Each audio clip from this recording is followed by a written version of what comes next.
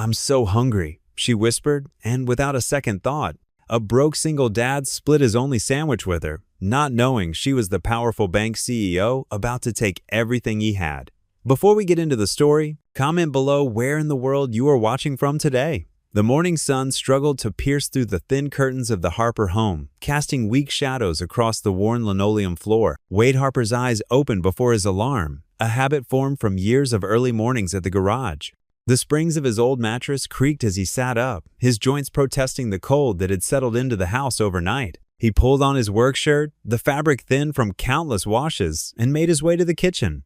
The floorboards whispered beneath his careful steps. He didn't want to wake Ellie just yet. Let her have those few extra minutes of peaceful sleep. In the kitchen, Wade opened the refrigerator door, its yellow light illuminating more empty space than food. His eyes settled on the nearly empty jar of peanut butter and the few remaining slices of bread on the counter. The sight made his chest tighten, but he pushed the feeling aside. Worry wouldn't fill their cupboards. "Morning, Daddy!" Ellie's cheerful voice broke through his thoughts. She stood in the doorway, already dressed in her favorite purple sweater, her backpack clutched in her small hands. Wade's face softened into a smile. "Morning, sunshine, sleep well?" "Uh-huh." She bounced over to him, her dark curls swaying. "What's for breakfast?" Wade's hands moved deliberately as he spread the peanut butter on a single slice of bread, then folded it over. "We're having a special breakfast today," he said, cutting the sandwich in precise halves.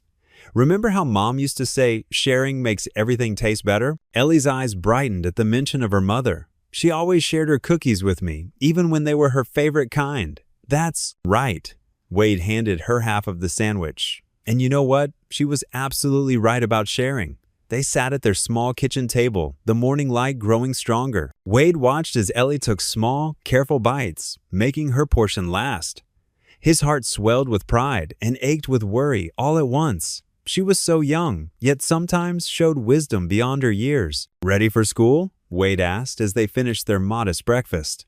Ellie nodded, already heading for the door. The walk to school was their special time. Ellie chattered about her upcoming art project while Wade listened intently, his large hand holding her small one. The foreclosure notice burned in his back pocket like a hot coal, but he kept his voice steady and his smile genuine.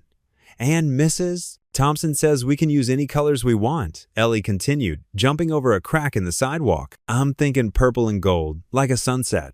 "That sounds beautiful, sweetheart." Wade squeezed her hand. "You've got your mother's eye for color." At the school gates, Ellie hugged him tight. "Love you, Daddy. Love you too, sunshine. Have a great day." He watched until she disappeared into the building, then turned toward the town park, his remaining half sandwich carefully wrapped in a napkin. The park was quiet this early, with only a few joggers passing through. Wade found an empty bench and sat down, his shoulders heavy with the weight of unsaid worries. The foreclosure notice seemed to pulse in his pocket, each beat a reminder of his failure to keep their little world intact. He unwrapped his sandwich half, studying it without appetite. The morning air was crisp, carrying the scent of approaching winter.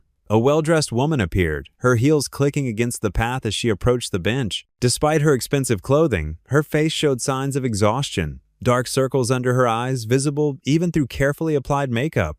She sat heavily on the other end of the bench, her briefcase landing with a thud beside her. A small sigh escaped her lips as she leaned back, closing her eyes briefly. Wade noticed her hands trembling slightly as she reached for her phone. After a few moments, her stomach growled audibly. She pressed a hand against it, looking embarrassed. Without hesitation, Wade extended his hand, offering his half sandwich. "Here," he said simply. The woman stared at him, surprise evident in her features. "Oh, no, I couldn't.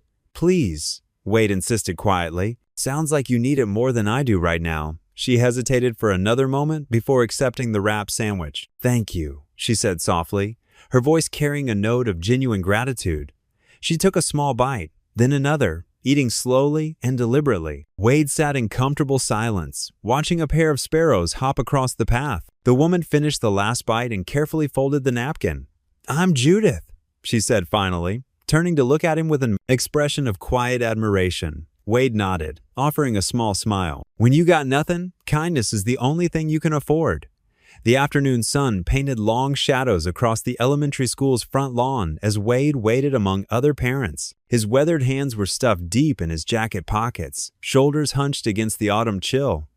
The moment the bell rang, children burst through the double doors like confetti from a party popper. Ellie's bright yellow backpack bobbed through the crowd. Her face lit up when she spotted her father, and she ran toward him, pigtails bouncing with each step. "Dad! Dad! You won't believe what we did in class today!" Wade's tired face softened into a gentle smile as he wrapped an arm around her shoulders. "Well now, what's got you so excited, sweetheart?" "We're making a hope tree." Ellie practically danced beside him as they started their walk home. "Mrs. Matthews brought in this big paper tree for our classroom wall, and we all get to write down good things we see people do on paper leaves." "That sounds real nice," Wade said, carefully steering her around a crack in the sidewalk. Ellie tugged at his sleeve. "And I know exactly what I'm going to write about." Her eyes sparkled with pride. "I'm going to write about you giving your sandwich away this morning." Wade stopped walking. "How did you? I saw you from the school bus when we were coming back from our field trip to the library." Ellie's voice grew softer. "That lady looks so sad, Dad. But then you shared your lunch with her, and she smiled." She squeezed his hand. "That's what hope looks like, right?" Wade swallowed hard, his throat tight. "Some things are meant to be private, honey. Sometimes kindness is better kept quiet." "But Mrs. Matthews says good deeds inspire more good deeds." Ellie kicked a pebble along the sidewalk, like ripples in a pond when you throw in a stone. They walked in comfortable silence for a few blocks, passing shuttered storefronts that had once been busy shops. The town's decline was visible in the empty windows and faded "for lease" signs. At home, Wade pulled out their dented rice cooker and a can of beans from the nearly empty pantry. Ellie helped him measure the rice, her small fingers careful with each scoop. The kitchen filled with the homey smell of cooking rice, masking the worry that hung in the air. "Dad?" Ellie stirred the beans on the stovetop, standing on her tiptoes to reach. "Is the garage going to be okay?" Wade's hand trembled slightly as he reached for 2 chipped plates. "Course it will, sweetie. Everything's going to be just fine." The lie felt heavy on his tongue, but he forced a reassuring smile. "Promise?" Her eyes, so much like her mother's, searched his face. "Promise." He ruffled her hair, hating himself for the deception. "Now, let's eat before these beans get cold." They sat at their small kitchen table, the overhead light flickering occasionally. Ellie chatted about her day, about Tommy's new puppy and Sarah's lost tooth, while Wade nodded at all the right moments, his mind wandering to the letter in his desk drawer. After dinner, Wade helped Ellie with her math homework, tucked her into bed, and read her favorite chapter from their worn copy of Charlotte's Web. When her breathing finally settled into the rhythm of sleep, he gently closed her door and walked to his tiny home office. The foreclosure notice sat where he'd left it, stark white against the dark wood of his desk. Wade lowered himself into his chair, the wood creaking under his weight. His callous fingers traced the embossed Ridgebank logo at the top of the page. Final Notice of Foreclosure. The words hadn't changed since yesterday, or the day before. The amount owed hadn't magically decreased.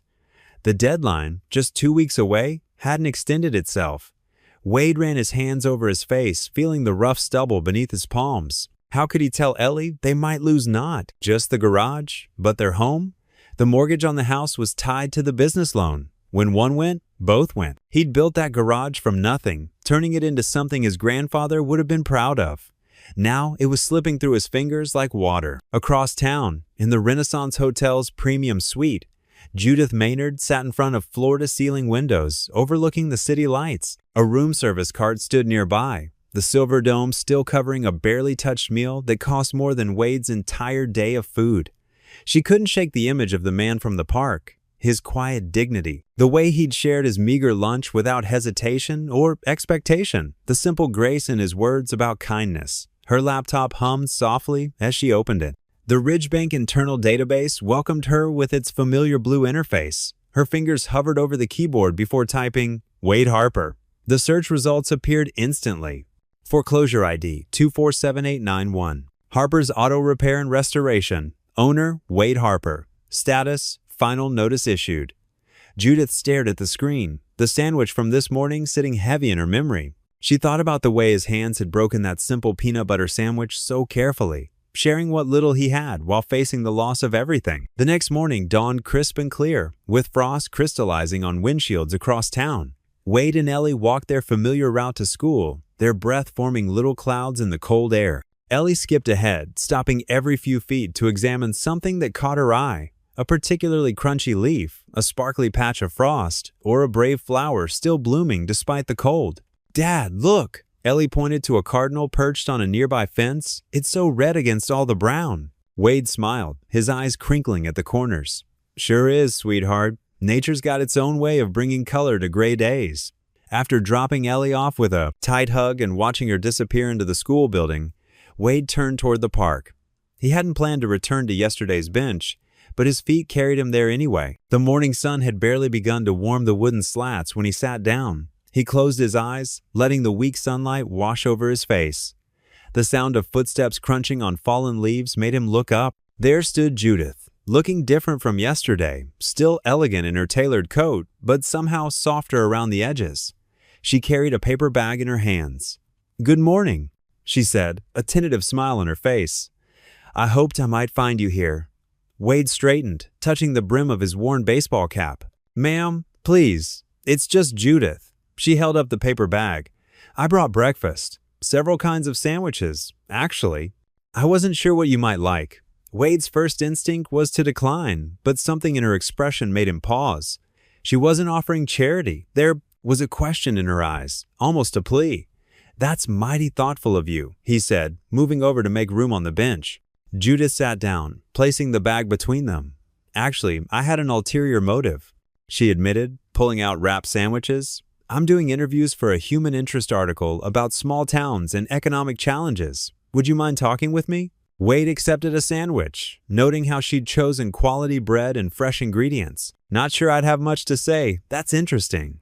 "I think you would." Judith pulled out a small notebook. "Yesterday, you showed more kindness to a stranger than most people show their friends. That says something about who you are, about this community." Wade unwrapped his sandwich slowly, considering his words. "Ma'am, Judith, kindness isn't something special around here. It's just how folks get by." "Tell me about that," she prompted, pen poised over paper. Wade looked out across the park, where early morning, joggers circled the path and an elderly man threw breadcrumbs to gathering pigeons. "Well, take Miller's Pharmacy down on Oak Street. Tom Miller lets people run tabs when times are tight, never charges interest. Sarah at the diner feeds anybody who's truly hungry, whether they can pay or not. We look out for each other because we have to." "And your business, Harper Automotive, isn't it?" Judith's voice remained casual, but Wade noticed how intently she watched his face. "Yes, ma'am. Been fixing cars there 23 years now." Pride crept into his voice, despite his attempt to remain modest. "My daddy started it back in '62. Taught me everything I know about engines and people." "What did he teach you about people?" Wade smiled, remembering. He always said every car that comes in has a person depending on it. Maybe it's a mama who needs to get her kids to school, or someone trying to keep their job 2 towns over. When you fix a car, you're helping that person keep their life running. Judith's pen moved quickly across the paper. "That's a beautiful way to look at it. Has it been difficult keeping the business going?" Wade's smile faded slightly. "Times aren't what they used to be. Big chains moved in out by the highway. Parts cost more, but folks can't afford to pay more. You do what you can with what you have." "And what keeps you going?" Judith asked softly. Wade was quiet for a moment, brushing crumbs from his lap. "Faith," he said finally. "Faith in God, faith in people. My little girl, Ellie, she's got this way of seeing good in everything. Makes you want to live up to what she sees. She sounds special." "She is." Wade's voice grew warm. "Yesterday she was telling me about this hope tree they're making at school, writing down good things they see people do. Simple stuff, but it matters to her." Judith's pen had stopped moving. She was just listening now, her eyes fixed on Wade's face. "Sometimes I think that's what we're missing nowadays," Wade continued. "People looking for the good in each other. Getting so caught up in numbers and bottom lines, we forget there's hearts beating behind them." Judith's hand tightened on her pen. "Yes," she said quietly. "We do forget that." They sat in silence for a moment, watching the sun climb higher in the sky. Finally, Judith closed her notebook and stood up. "Thank you, Mr. Harper. You've given me a lot to think about." She gathered her things, leaving the remaining sandwiches on the bench. "Please, take these. Share them with Ellie." Wade touched his cap again. "Thank you kindly." Judith walked away, her heels clicking on the park path. When she reached her car, a sleek black sedan that spoke of corporate success, she sat behind the wheel for a long moment. Then she pulled out her phone and dialed a number. "Legal department, please." she said crisply. "This is Judith Maynard. I need to temporarily halt foreclosure proceedings on Harper Automotive for documentation review." The old heater in Harper Automotive gave one last rattling wheeze before falling silent. Wade's breath formed visible puffs in the frigid air as he stood in the dimly lit garage, staring at the ancient heating unit mounted on the wall. He'd nursed it along for 3 winters now, but this time felt different, final. "It's okay, Dad," Ellie said from her usual spot at the worn desk in the corner. "I've got my extra sweater on." She held up her colored pencils, already wearing the thick purple sweater her father had bought at the thrift store last month. Her small fingers were pink from the cold, but she kept drawing, determined, as always. Wade's chest tightened. He'd wanted to keep her at school today, where it was warm, but with no afternoon programs running and nobody to watch her, this was their only option. He grabbed his toolbox and got back to work on Mrs. Jensen's old Buick, trying to ignore how the cold metal burned against his hands. The phone rang, its sharp trill echoing through the concrete space. Ellie jumped up to answer it, playing secretary just like she loved to do. "Harper Automotive, this is Ellie speaking." Her professional tone made Wade smile, despite everything, but the smile faded as he watched her face fall slightly. "Oh, okay, Mr. Peterson. Yes, I'll tell him. Feel better." She hung up and turned to Wade. "Mr. Peterson says his car won't start because of the cold, so he can't bring it in today." She paused. "That was our only appointment, wasn't it?" Wade nodded, forcing a reassuring smile. "More time to catch up on other work. Sunshine." He didn't mention that, Mr. Peterson was their only scheduled customer for the entire week. The morning crawled by. Wade worked methodically on Mrs.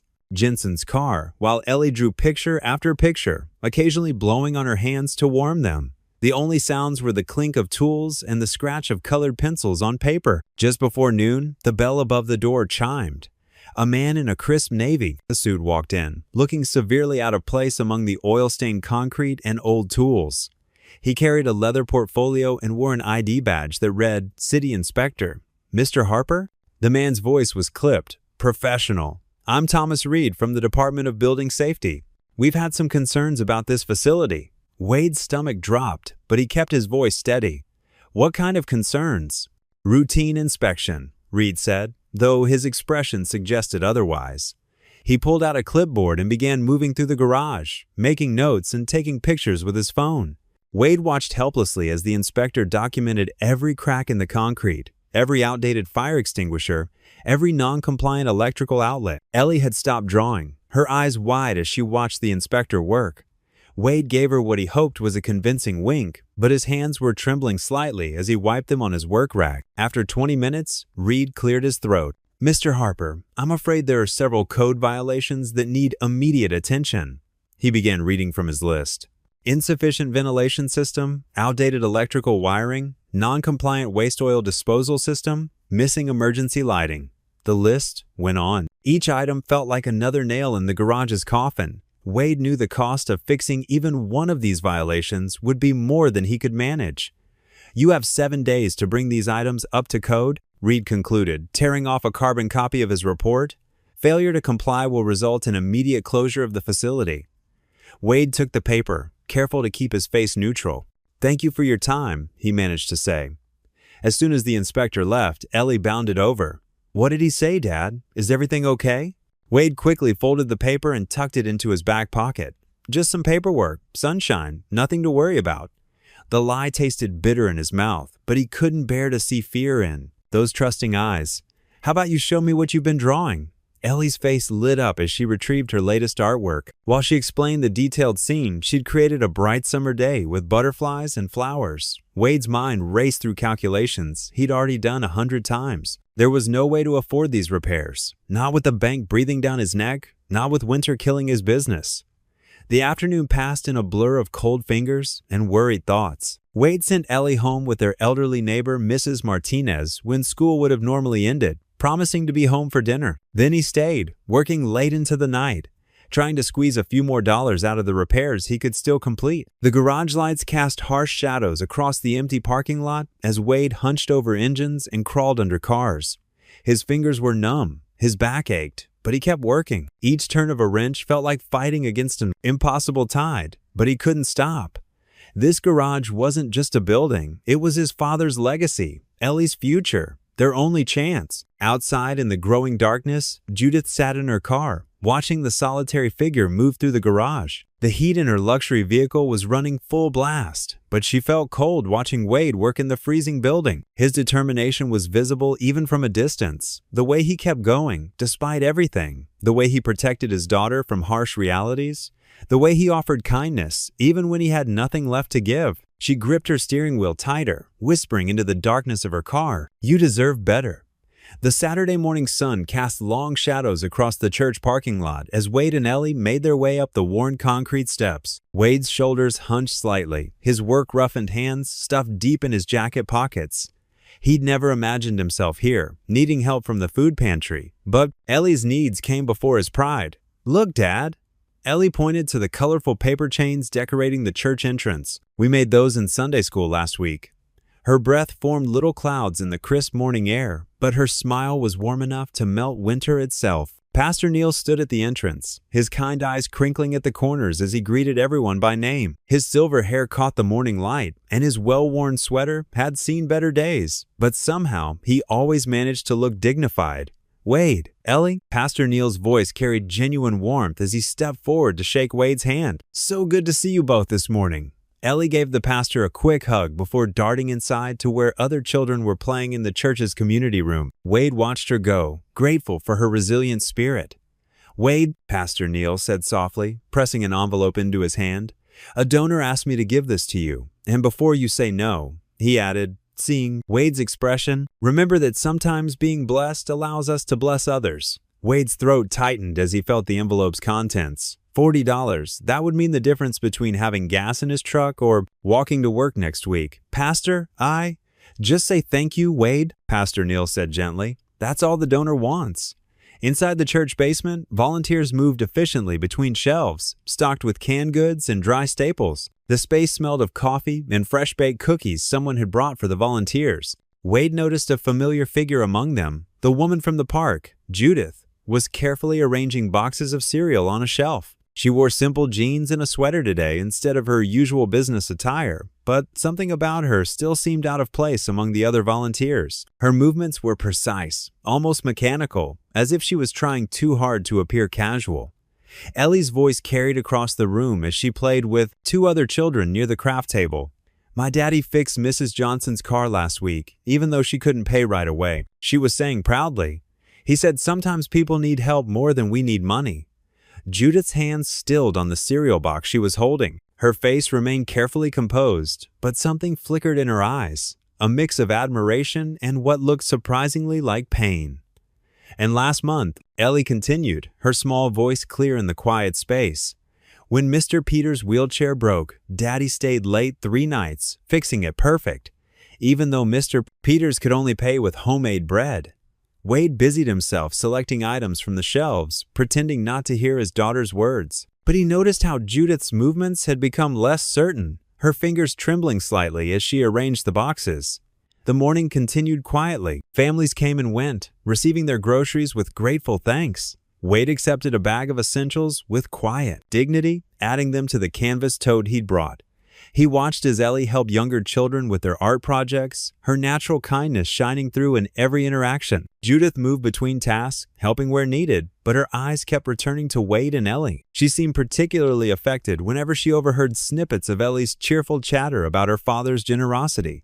He gave his sandwich away the other day. Ellie told an elderly volunteer who was helping her string beads, "Even though we didn't have much bread left at home, but Daddy says, when you got nothing, being kind is free."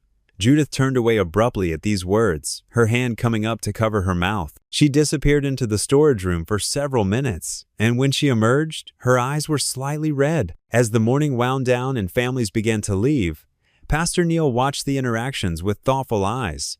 He observed how Judith's composed facade cracked a little more with each story she overheard about Wade's kindness, how her professional demeanor seemed to be crumbling under the weight of something that looked very much like conscience. When most of the families had gone and Ellie was helping to clean up the craft table, Pastor Neil approached Judith quietly. She was organizing donation receipts with the same precision she probably applied to bank documents, but her hands weren't quite steady.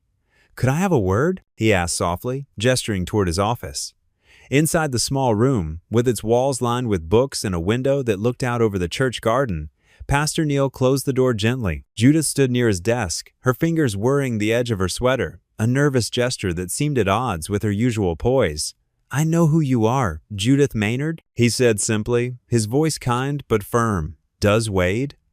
Judith's face paled slightly, and she shook her head, looking down at her hands. The morning light streaming through the window caught the subtle tremor in her fingers as they twisted in the soft fabric of her sweater. The morning air felt crisp and clean as Wade walked through the church's side entrance. Sunlight streamed through the stained glass windows, casting colorful patterns on the worn carpet. He'd come early, before his shop opened, to properly thank Pastor Neil for the envelope of money that had helped him buy groceries over the weekend. His work boots made soft sounds against the floor as he headed toward the church office. The familiar scent of coffee and old hymnals filled the air. Before he could round the corner to Neil's office, voices drifted down the hallway, making him pause. "You need to tell him the truth, Judith." Pastor Neil's usually gentle voice carried an edge of frustration. "Wade deserves to know who you really are." "I'm trying to help him," a familiar female voice responded. Wade's heart skipped a beat as he recognized it, the woman from the park bench. If he knew I was CEO of Ridgebank. CEO, Wade whispered, his fingers curling into fists at his sides. The word hit him like a physical blow. "These people aren't just numbers on a spreadsheet," Neil continued. "They're real families with real struggles. Wade Harper is one of the most honorable men I know."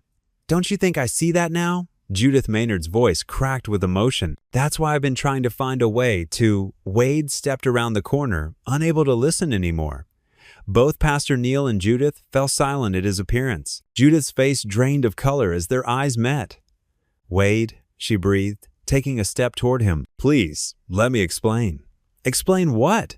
Wade's voice came out quiet but sharp. "How you pretended to be someone in need. How you sat there accepting my kindness while holding the power to destroy my business in your hands." Pastor Neil moved between them. "Wade, brother, give her a chance to—" "A chance to what?" Wade's carefully maintained composure began to crack. "To play more games? To gather more human interest stories about the little people she's crushing?" Judith's eyes filled with tears. "That's not what this was. After you shared that sandwich with me?" "Don't." Wade held up his hand. "Don't talk about that sandwich. That was real. That was genuine. This?" He gestured between them. "This was manipulation." "No." Judith stepped forward again, her voice pleading. "Everything that happened after was real too. Getting to know you and Ellie. Seeing how much you mean to this community. My daughter?" Wade's voice turned to ice. "You befriended my daughter while knowing all along you held the papers that could make her homeless." Judith flinched as if he'd struck her. "I've been trying to stop that. I've put a hold on all foreclosure proceedings." "I don't want your help," Wade cut her off. "I don't want your pity or your corporate conscience clearing. What I wanted was honesty." Pastor Neil placed a gentle hand on Wade's shoulder. "Brother, sometimes God works in unexpected ways. Don't?" Wade shrugged off the touch. "Just don't." He turned back to Judith, who stood trembling in her expensive suit that suddenly seemed so out of place in the humble church office. "Stay away from me. Stay away from my daughter. If you're going to take my shop, just do it. But don't pretend to be our friend while you do it." "Wade, please." Judith's voice broke. "What you did that day, sharing what little you had, it changed something in me. I'm trying to make things right." "Making things right starts with the truth," Wade said quietly. "And you had plenty of chances to tell it." He turned and walked away, his boots heavy on the carpet. Behind him, he could hear Pastor Neil's soft words of comfort to Judith, but he couldn't bring himself to care. The betrayal sat like a stone in his chest as he made his way to his truck. The drive to pick up Ellie from school felt longer than usual. Wade gripped the steering wheel tight, trying to push down the anger and hurt that threatened to overwhelm him. When Ellie climbed into the passenger seat, her bright smile nearly broke him. "Daddy, guess what? We finished our hope tree today. I wrote about." "That's nice, sweetheart." Wade cut her off gently. "Maybe we can talk about it later?" Ellie's smile faded as she studied his face, but she nodded and fell silent. The truck rumbled through the streets of their small town, past the shops and churches and homes that had been part of their lives forever. Wade wondered how many of them were in Ridgebank's crosshairs. Back at the church, Judith sat in one of the hard wooden chairs in Pastor Neil's office, tears flowing freely down her face. Her perfectly styled hair had come loose, and her makeup was smeared. With trembling hands, she opened her phone to check her emails, hoping for any good news to counter the weight of Wade's words. Instead, a new message from the Ridgebank board made her heart sink further. Subject: immediate resumption of foreclosure proceedings from Board of Directors Miss Fiver, Maynard. The board has reviewed your request for continued suspension of foreclosure actions and finds it without merit. All pending foreclosures are to resume immediate processing. The words blurred as fresh tears filled her eyes. She set the phone down, buried her face in her hands, and let the sobs come. The morning sunlight couldn't chase away the chill that crept through Wade's bones as he stared at the crisp white envelope in his hands. His calloused fingers trembled slightly as he opened it, though he already knew what was inside. The Ridgebank letterhead seemed to mock him with its polished, professional appearance. Foreclosure action resumed, the bold letters declared at the top of the page. Wade's shoulders slumped as he read through the legal jargon, each word another weight pressing down on him. The kitchen felt smaller somehow, the worn linoleum floor and dated cabinets, a stark reminder of all he hadn't been able to fix or improve over the years. "Daddy?" Ellie's voice came from the doorway, still fuzzy with sleep. She wore her favorite pajamas, the ones with little cartoon cats that were getting too short at the ankles.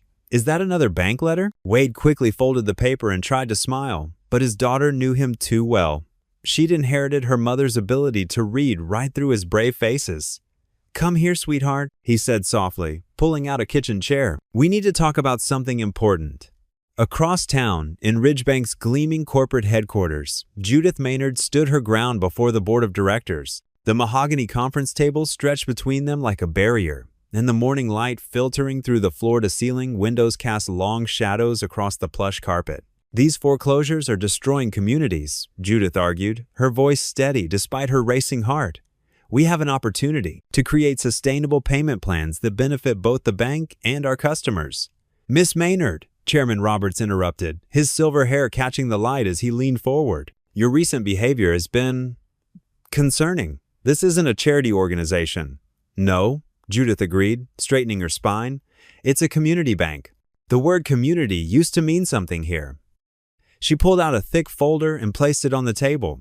"I've prepared a detailed analysis showing how modified loan structures could actually increase our long-term profits while building customer loyalty." Back in the Harper kitchen, Ellie sat very still as Wade explained their situation in the gentlest terms he could manage. Her small hands were clasped tightly in her lap, her dark eyes wide with understanding beyond her years. "So we might have to move?" she asked quietly. "Away from here?" Wade nodded slowly, his heart breaking at the tremor in her voice. "Yes, honey, we might have to find somewhere else to live." "But what about my school?"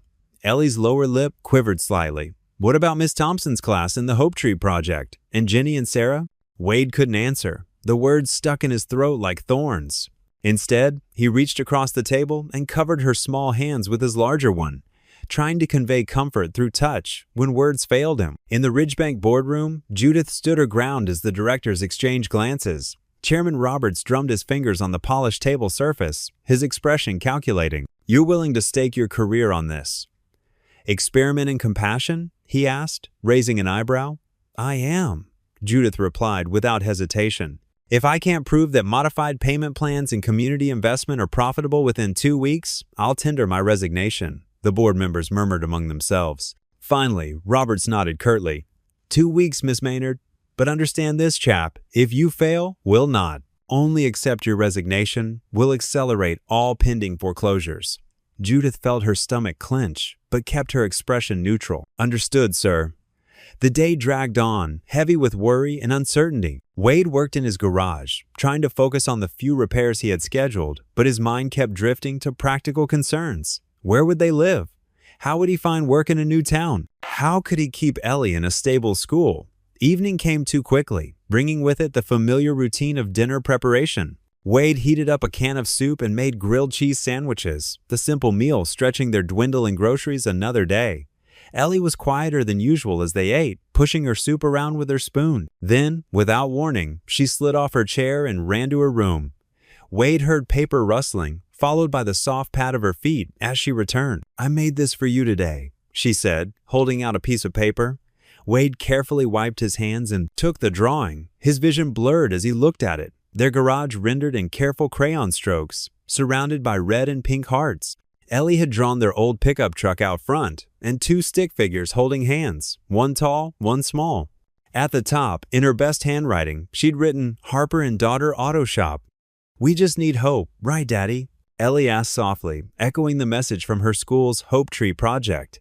Wade nodded, unable to speak as tears welled in his eyes. He pulled Ellie into a tight hug, pressing a kiss to the top of her head as she wrapped her small arms around his neck. The drawing trembled slightly in his hand, but he held it carefully, knowing he would treasure it always, no matter what the future held. The kitchen table wobbled as Ellie carefully wrote out her sign in big, colorful letters.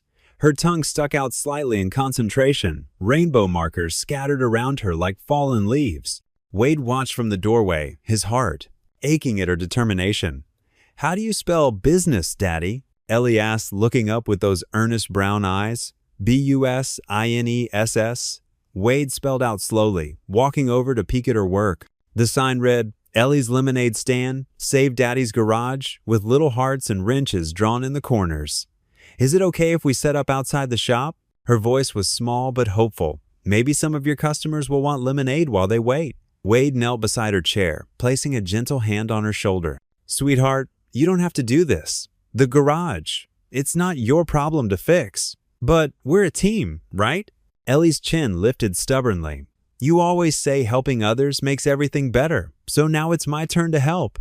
Wade couldn't argue with that logic. Together, they gathered supplies from their modest kitchen, a pitcher, paper cups from their church's last potluck, and the ingredients for lemonade.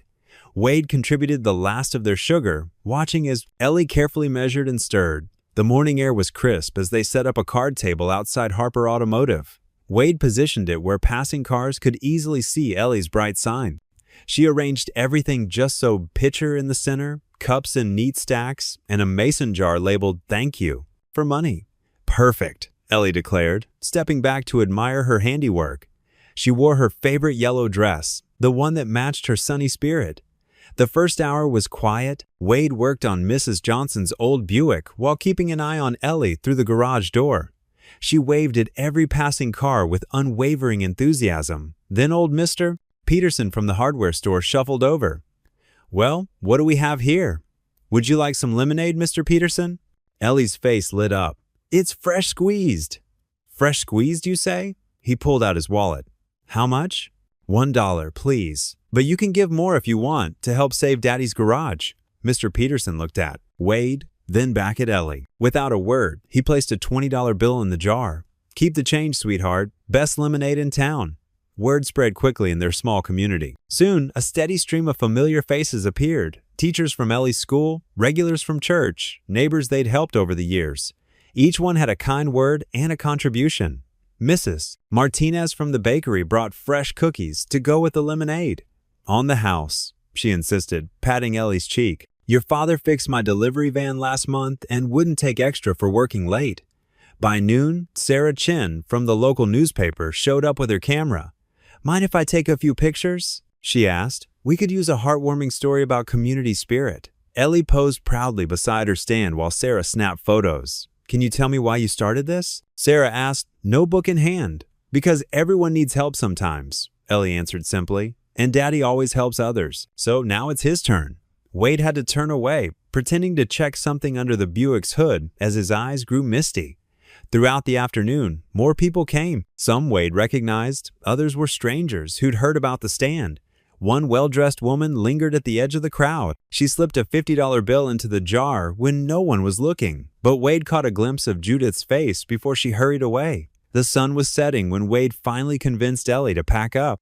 She carefully counted out the day's earnings at the kitchen table while Wade made dinner, their last box of mac and cheese with some frozen peas mixed in.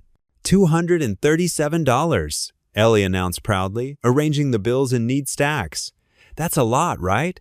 Wade sat down beside her, pulling her into a tight hug. It wasn't nearly enough to save the garage, but the day had given him something more valuable than money: hope. The knowledge that they weren't alone, that their community cared, felt like a warm blanket around his shoulders. "It's wonderful, sweetheart," he said, his voice rough with emotion. "You did something amazing today." "Can we do it again tomorrow?" Ellie asked through a yawn. Wade smoothed her hair back from her forehead. "Maybe there's still time," he said softly. And for the first time in weeks, he actually believed it might be true. They ate their simple dinner together, the kitchen quiet except for the scrape of forks against bowls. But it was a peaceful, quiet, filled with the lingering warmth of the day's events and the knowledge that sometimes the smallest gestures could spark the biggest changes. Judith sat at her favorite corner cafe, away from the polished marble and mahogany of Ridgebank's offices. The smell of fresh coffee mingled with the morning air as she arranged her papers on the weathered wooden table. Across from her, Martin Chin, owner of the local hardware store, stirred his tea with careful precision. Next to him, Sarah Thompson, who ran the town's only bookshop, nervously tapped her fingers against her cup. A community co-op? Martin's eyebrows rose skeptically. Sounds like a fancy way of saying we all go down together instead of one at a time. Judith leaned forward, her usually pristine blazer slightly wrinkled from hours of work. It's more than that. Think of it as strength in numbers. When businesses support each other, the whole community thrives. Tom Wheeler, a retired banker with silver hair and kind eyes, cleared his throat. I've seen similar models work in other towns, but it takes commitment, real commitment. Sarah stopped tapping and sat up straighter. How would it actually work? In real terms? Judith pulled out a diagram she'd sketched. Her hands trembled slightly. This mattered more than any board presentation she'd ever given. Each business becomes a member owner. You pool resources, share costs, and most importantly, guarantee each other's loans. That's the scary part right there, Martin said, pointing at the word guarantee with his spoon. If one fails, then we all help prevent that failure, Judith interrupted gently. When Wade's garage struggles, maybe your hardware store offers materials at cost. When Sarah's bookshop has a slow month, we organize community events there.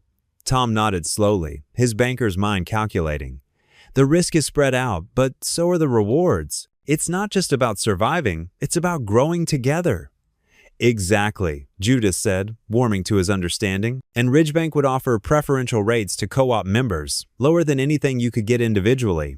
Sarah's eyes widened. Your board would agree to that? Judith gathered her papers, straightening them with determined movements.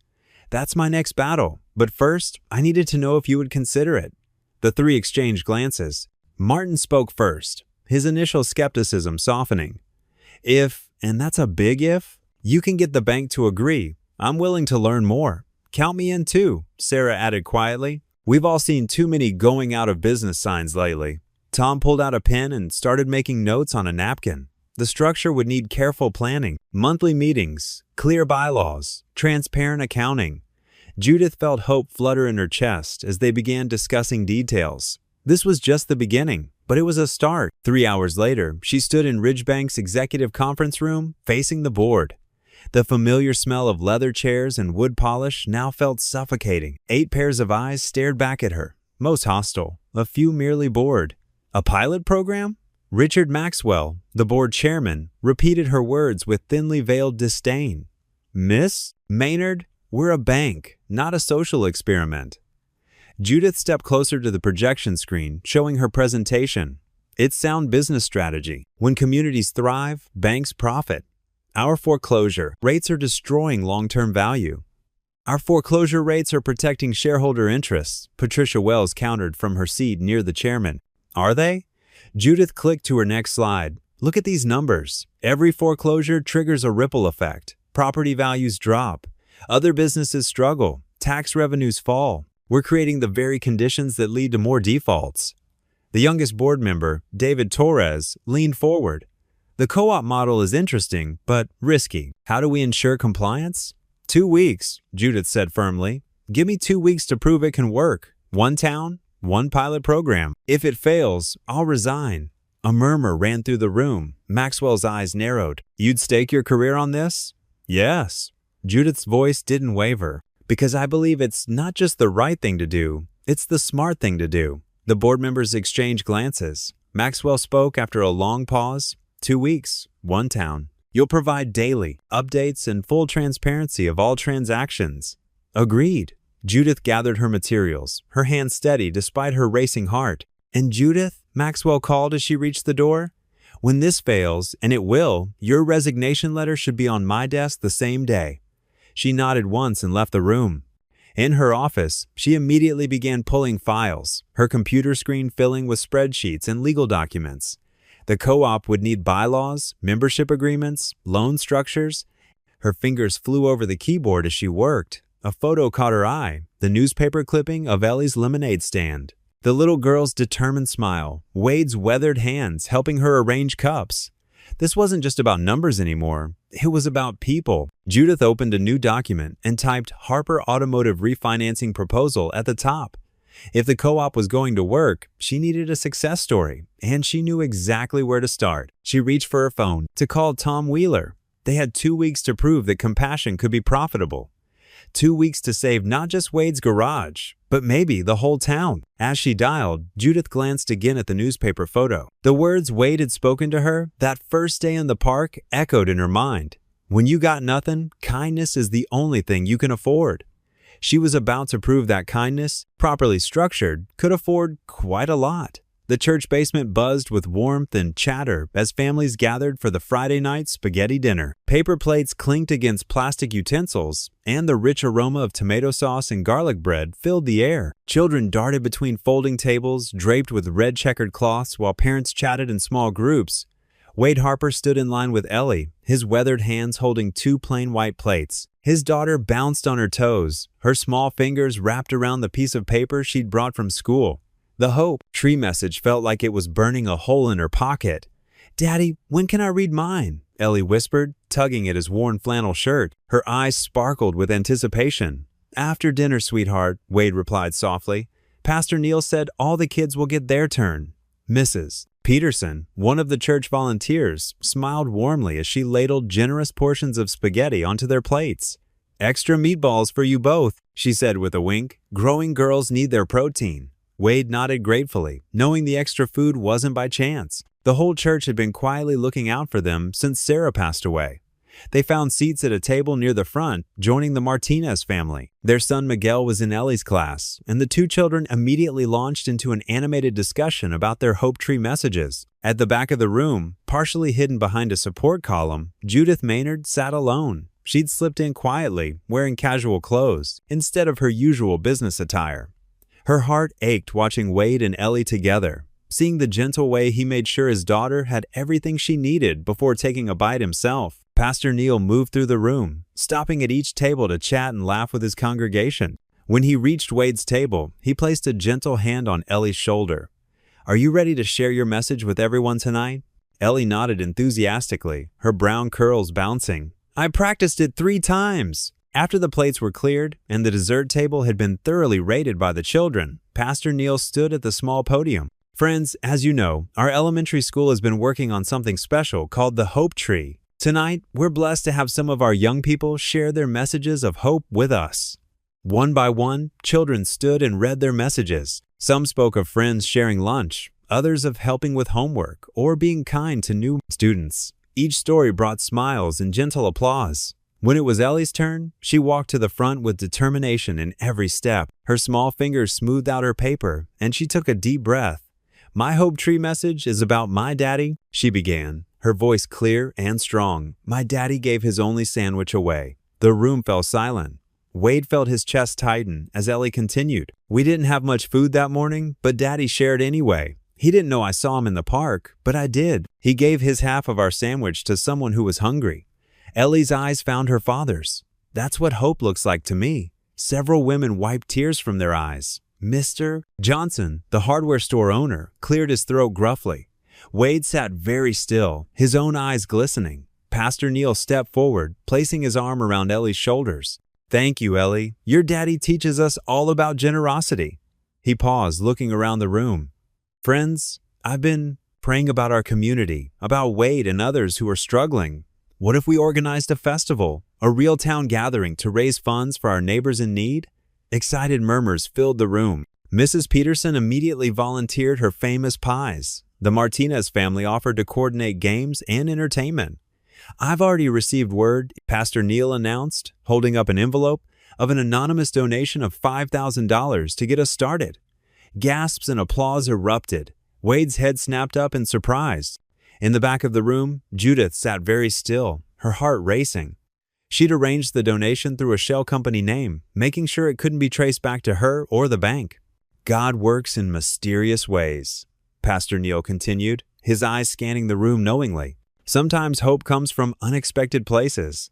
The meeting evolved into an impromptu planning session. People clustered together, offering what they could: time, talents, resources. Wade sat quietly, overwhelmed by the outpouring of support. Ellie climbed onto his lap, something she hadn't done in public for months, claiming she was too big now. She wrapped her arms around his neck. "Are you okay, Daddy?" Wade hugged her close. "I'm more than okay, sweetheart." As the evening wound down, Wade and Ellie walked home under a sky full of stars. The spring air was crisp, but Wade felt warmth spreading through his chest. For the first time in weeks, his shoulders weren't heavy with worry. "Look," Ellie pointed excitedly. "You're smiling, Daddy, just like Mommy would want." Wade's smile grew wider as he squeezed his daughter's hand. She was right. Sarah would have loved this evening, would have been the first to volunteer for the festival. She had always believed in the goodness of people, just like their daughter did. The morning sun peeked through scattered clouds as a small army of volunteers gathered outside Harper Automotive. Pastor Neil stood at the front, clipboard in hand, organizing teams for different tasks. The worn building seemed to hold its breath, waiting for transformation. "All right, folks," Pastor Neil called out, his voice carrying across the parking lot. "Let's show Wade what community really means." Wade stood in the doorway of his garage, overwhelmed by the sight. Mrs. Henderson from the flower shop was already pulling weeds from the cracked concrete. Tom Baker, who ran the local hardware store, unloaded boxes of supplies from his pickup truck. Even Mr. Johnson, who hadn't left his house much since his wife passed, showed up with paint rollers and brushes. "Daddy, look!" Ellie tugged at Wade's sleeve, pointing to a group of her classmates. They wore matching hand-decorated t-shirts that read, "Hope Helpers." "Can I go paint with them?" Wade squeezed her shoulder. "Of course, sweetheart. Just be careful with the paint." Inside the garage, the transformation was already underway. The old heater that had given out weeks ago sat dismantled, with 2 local handymen examining its parts. Wade approached them, curious about their work. "Don't you worry about this, Wade," said Mike, wiping grease from his hands. "Someone already paid for the replacement parts. Top quality stuff, too." Wade's eyebrows shot up. "Paid for? Who?" Mike shrugged. "Tom at the hardware store just said it was taken care of. Anonymous donor, I guess." Throughout the morning, more mysterious deliveries arrived. New tools appeared on workbenches. Fresh supplies filled empty shelves. Every time Wade asked about payment, he received the same answer: "It's been handled." Outside, Ellie and her friends worked on their special project. They'd set up an old stepladder and spread newspapers on the ground. With careful concentration, they painted a large piece of plywood. Ellie's artistic touch was evident in the flowing letters that spelled out "Hope Garage" in bright blues and yellows. "What do you think, Daddy?" Ellie called out, paint smudged on her cheek. Wade walked over and studied their work. The letters weren't perfect, but they carried something more valuable: heart. "It's beautiful, sweetheart. Just beautiful." By early afternoon, the garage had undergone a remarkable transformation. The broken windows were replaced with clear glass that let in streams of natural light. The walls gleamed with fresh paint, and the floor had been thoroughly cleaned and sealed. Even the old workbench, which had wobbled for years, stood steady on new legs. Mrs. Peterson from the diner arrived with sandwiches and lemonade for everyone. As the volunteers gathered to eat, Wade noticed Tom Baker approaching with an envelope. "Here's all the receipts for the supplies," Tom said, handing it over. "Everything's paid in full." Wade hesitated before taking the envelope. "Tom, I can't accept." "You're not accepting anything from me," Tom interrupted with a knowing smile. "Sometimes blessings just come our way, Wade. Best thing to do is receive them with grace." Across the street, partially hidden behind a large oak tree, Judith watched the scene unfold. She wore casual clothes instead of her usual business attire, trying to blend in with the neighborhood. Her heart swelled watching the community come together, even as guilt gnawed at her conscience for having to hide. Her phone buzzed. It was Sandra, her assistant at Ridgebank. "Miss Maynard." Sandra's voice was tense. "The board is asking questions about the recent transactions in Wadestown. They're particularly interested in the hardware store payments." Judith stepped further behind the tree, lowering her voice. "What exactly are they asking?" "They want to know why you're personally involving yourself in a foreclosure case." Mr. Richardson specifically mentioned unauthorized involvement. Judith watched as Ellie climbed down from the stepladder, proudly showing her paint-stained hands to her father. Wade's laugh carried across the street, the first real laugh she'd heard from him. Tell them I'm conducting a thorough investigation of our small business loan practices, Judith replied firmly. It's within my authority as CEO to review any case personally. They're not buying it, Sandra warned. They're scheduling an emergency board meeting for next week. Inside the garage, Wade walked through the space in amazement. The old calendar that had hung crooked for months was now straight, marking days that suddenly felt full of possibility instead of dread. The tools were organized, the workspace clean, and most importantly, the heating system hummed steadily. Ellie and her friends were putting the finishing touches on their sign. They had added small hearts and stars around the letters, making it uniquely theirs. Wade watched as they collaborated, passing brushes back and forth, encouraging each other with gentle words. The sign's almost ready, Ellie announced excitedly. Can we hang it up now? Wade gathered some volunteers. Together, they carefully mounted the sign above the garage door. The fresh paint glistened in the afternoon sun, sending a clear message to anyone who passed by. This wasn't just a garage anymore. It was a symbol of hope. From her hidden spot, Judith felt tears welling up in her eyes. This was what banking should be about, not just numbers on a spreadsheet, but people helping people, communities coming together, dreams being rebuilt. Her phone buzzed again with another message from Sandra. Board members are reviewing all recent transactions. They're asking about the shell company used for the church donation. What should I tell them? Judith watched as Wade stood back to admire the new sign, his arm around Ellie's shoulders. The father and daughter looked at their restored garage with matching expressions of wonder and gratitude. In that moment, Judith knew the risk to her career was worth it. Tell them, I'll address all their concerns at the board meeting, she texted back, then turned off her phone. The afternoon wound down as volunteers began gathering their tools and cleaning up. Wade tried to thank each person individually, but many just smiled and hurried away, avoiding his gratitude as if it might break some unspoken spell. Looking at his transformed garage, Wade shook his head in disbelief. I don't understand, he muttered to himself. Who would do all this? Ellie, overhearing him, took his hand. Maybe it's like you always say, Daddy, when you give away kindness, it comes back to you.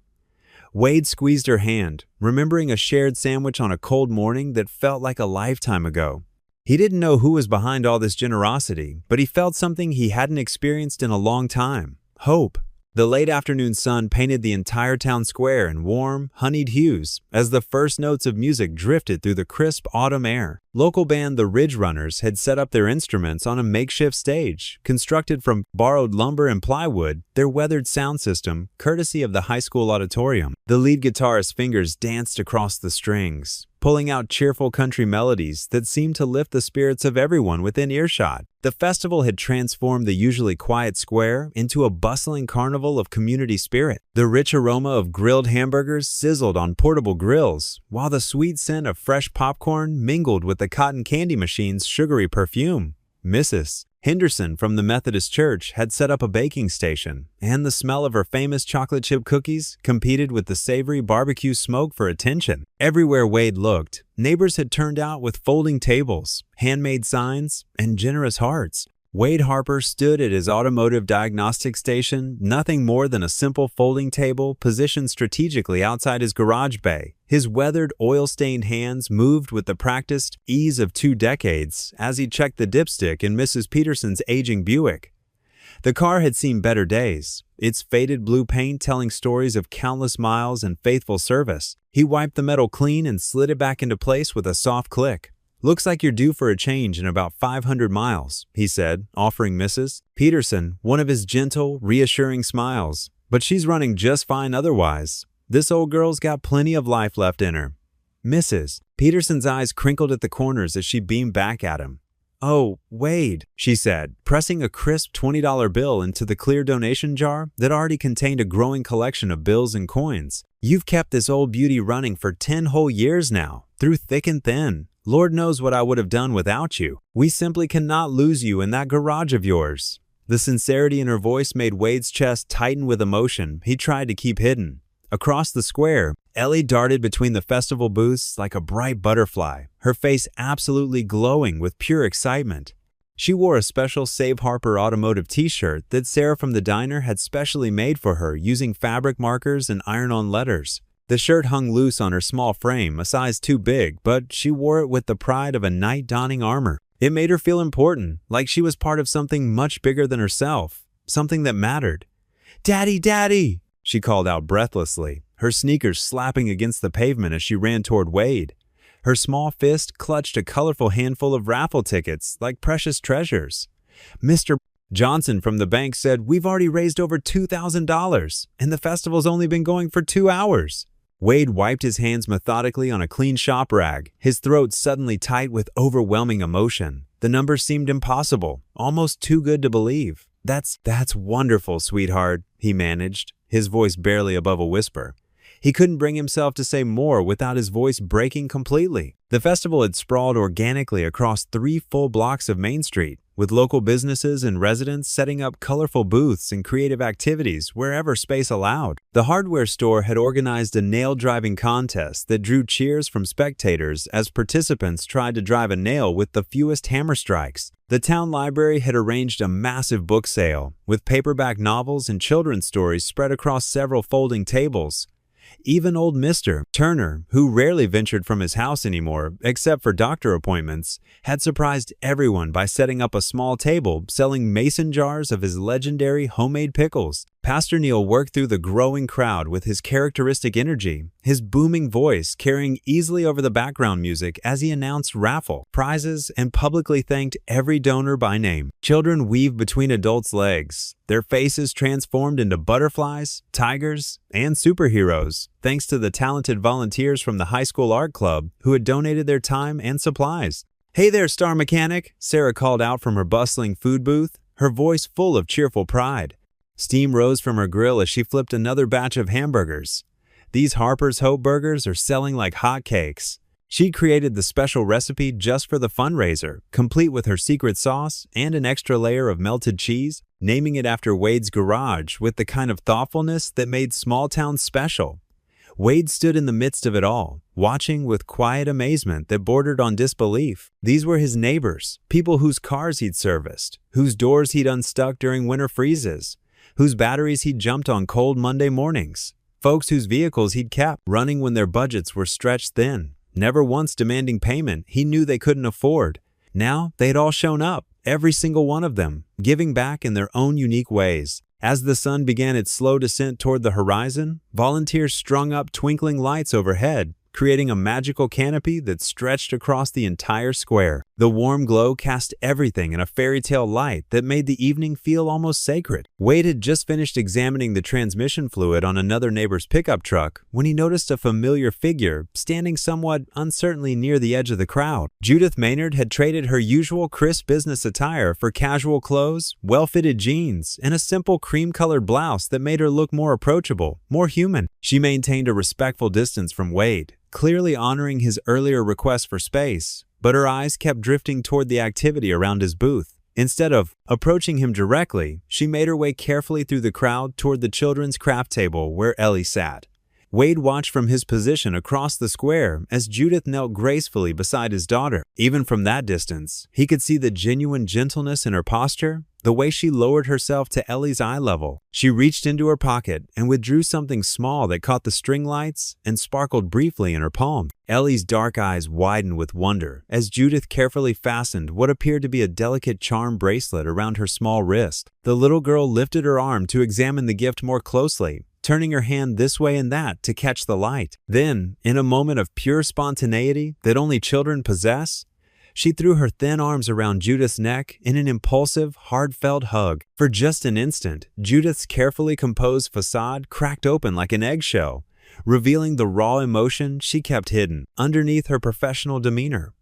Her shoulders trembled slightly as she whispered something close to Ellie's ear, squeezed the child's hand with tender care, and then quickly disappeared back into the crowd before anyone could see the tears that had gathered in her eyes. Later in the evening, when the initial excitement had settled into a comfortable buzz of conversation and laughter, Ellie skipped over to show Wade the bracelet. Up close, he could see it wasn't expensive or flashy, nothing meant to impress with its cost. Instead, it was a simple silver chain, adorned with 3 meaningful charms: a 5-pointed star, a tiny heart, and what looked like a miniature wrench no bigger than his thumbnail. She said it was for courage, Ellie explained seriously, her voice full of the wisdom that children sometimes possess.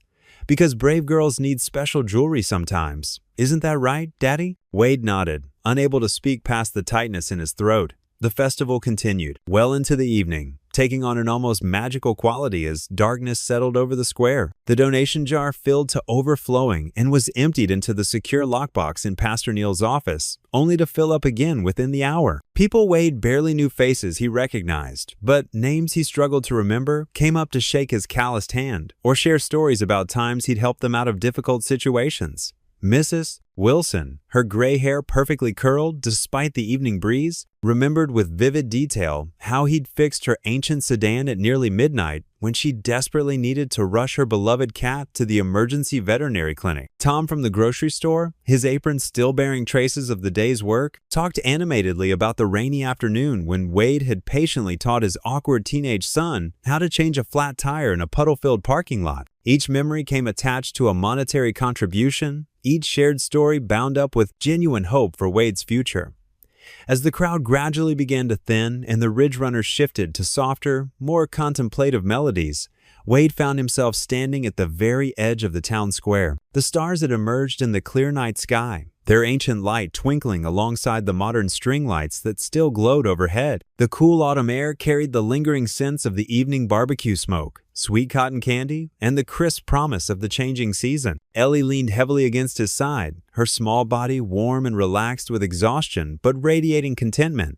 Her new bracelet caught the light and jingled softly whenever she moved her arm. Wade wrapped his strong arm around her shoulders and pulled her even closer, breathing in the sweet scent of cotton candy that clung to her dark hair like a sugary perfume. The night air was cool against his face, but his heart felt warmer than it had in months.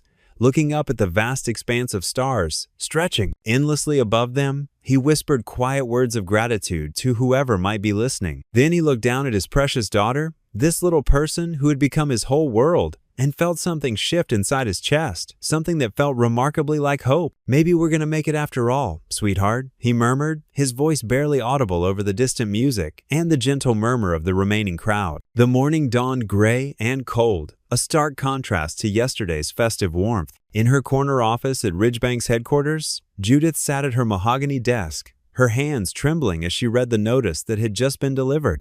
The words blurred before her eyes, but their meaning was crystal clear. Effective immediately, she was removed from her position as CEO. Her secretary knocked softly before entering. "Miss Maynard, the board members are waiting in the conference room." Judith straightened her spine and smoothed her blazer. The walk to the conference room felt like a march to execution. Inside, 7 stern faces greeted her with cold stares. "Miss Maynard," Chairman Roberts began, his voice clipped, "your recent actions have demonstrated a concerning departure from Ridgebank's core values and objectives." Judith's throat tightened. "Our core values should include compassion. Our core values," Roberts cut in, "are to protect our shareholders' interests. Your unauthorized pilot program and personal involvement in these small-town matters have put the bank at risk." Another board member slid a thick folder across the table. "All changes implemented under your recent initiatives are being reversed. The community co-op program is dissolved, effective immediately. Standard foreclosure proceedings will resume today." Judith's heart dropped. "You can't do this. These are people's lives." "We can, and we have," Roberts stated firmly. "Security will escort you to clear out your office." Walking back to her office, Judith's heels clicked against the marble floors with desperate urgency. She gathered her personal belongings with shaking hands, her mind racing to Wade and Ellie. Her last check as CEO lay on her desk, a substantial sum that now felt hollow. She practically ran to her car, her designer purse clutched tight against her chest. The drive to Wade's garage seemed endless. Traffic lights turned red at every intersection, each second ticking away like a countdown to disaster. But she was too late.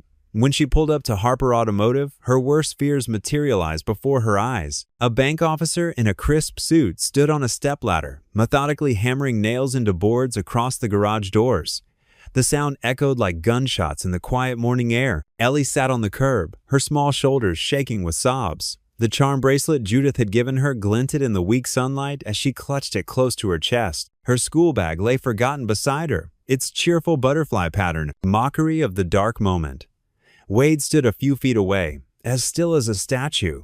His usual warm eyes were distant, fixed on the garage that had been his life's work. His father's tools, his own dreams, and his daughter's future, all being sealed away behind those wooden boards.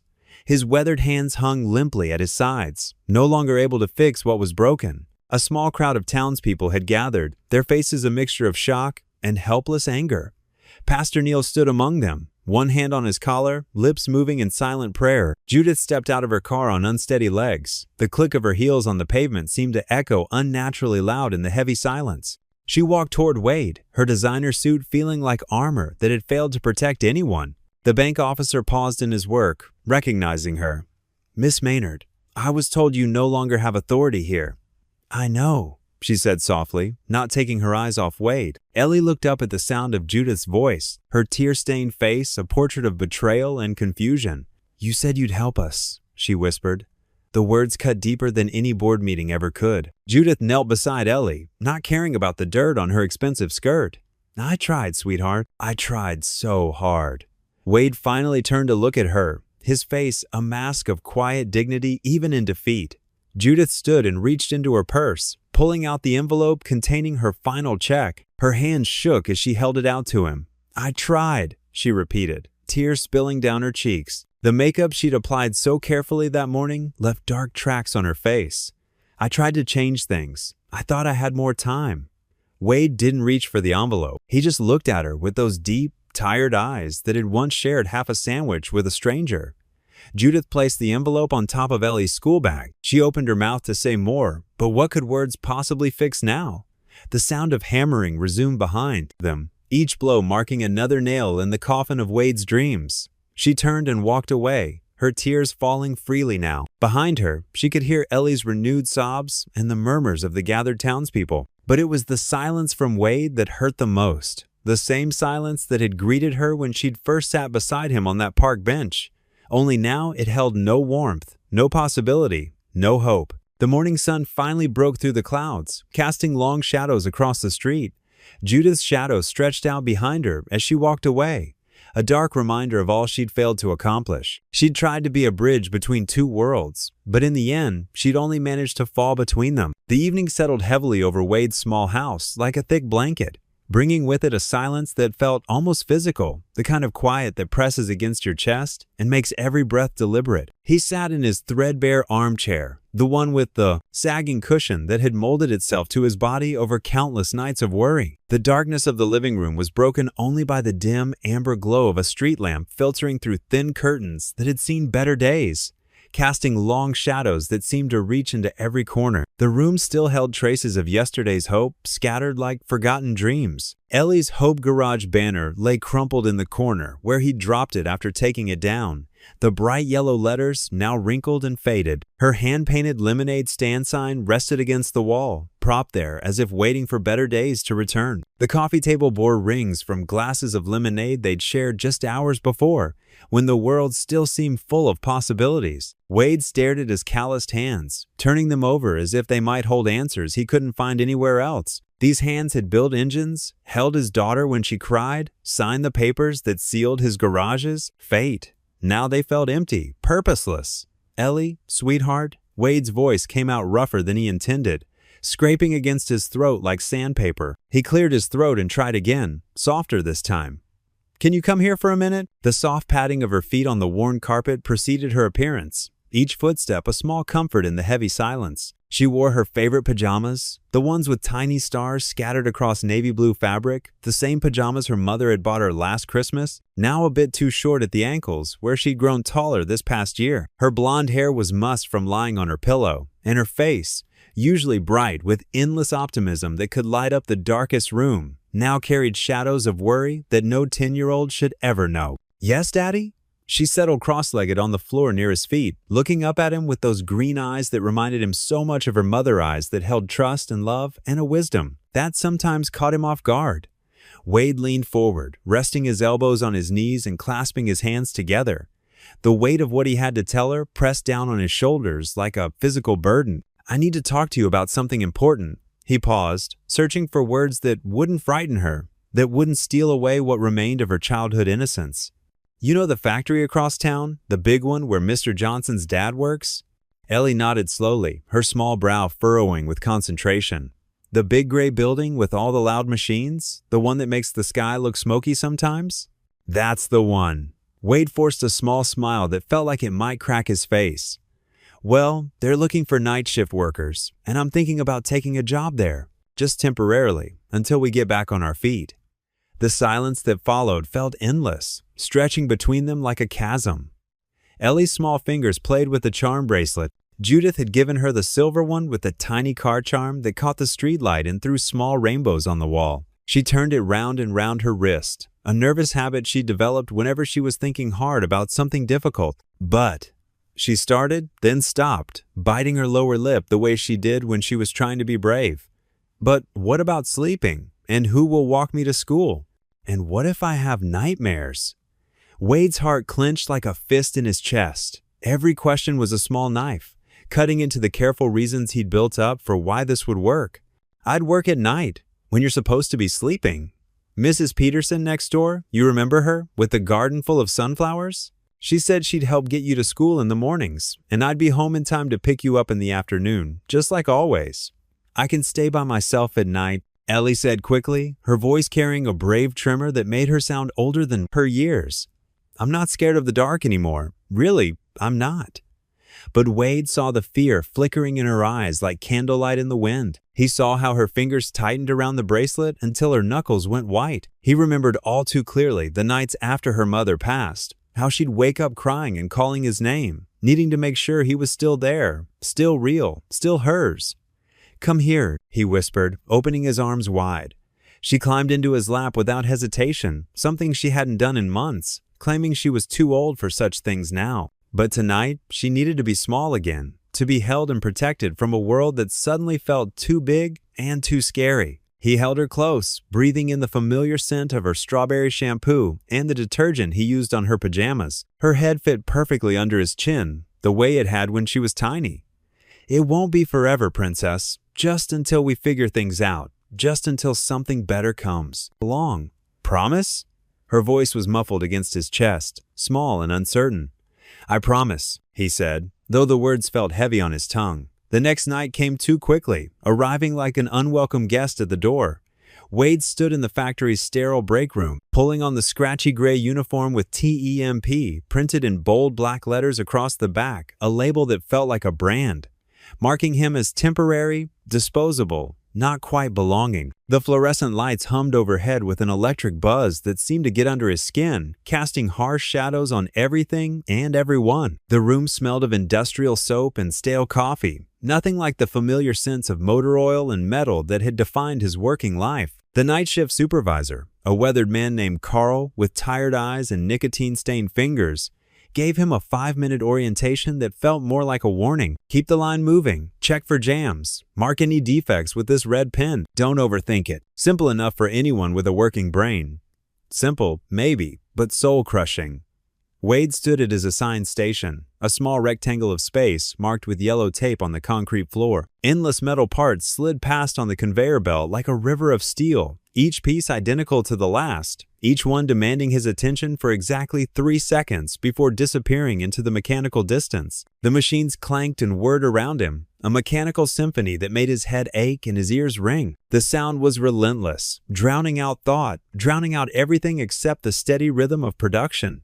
His thoughts kept drifting to his garage, to the familiar smell of motor oil and gasoline, to the satisfaction of feeling an engine come to life under his hands, to the way customers would smile when he handed them their keys and told them everything was fixed. 3 hours into his shift, his back already aching from standing in one position, Wade found himself staring blankly at the passing parts.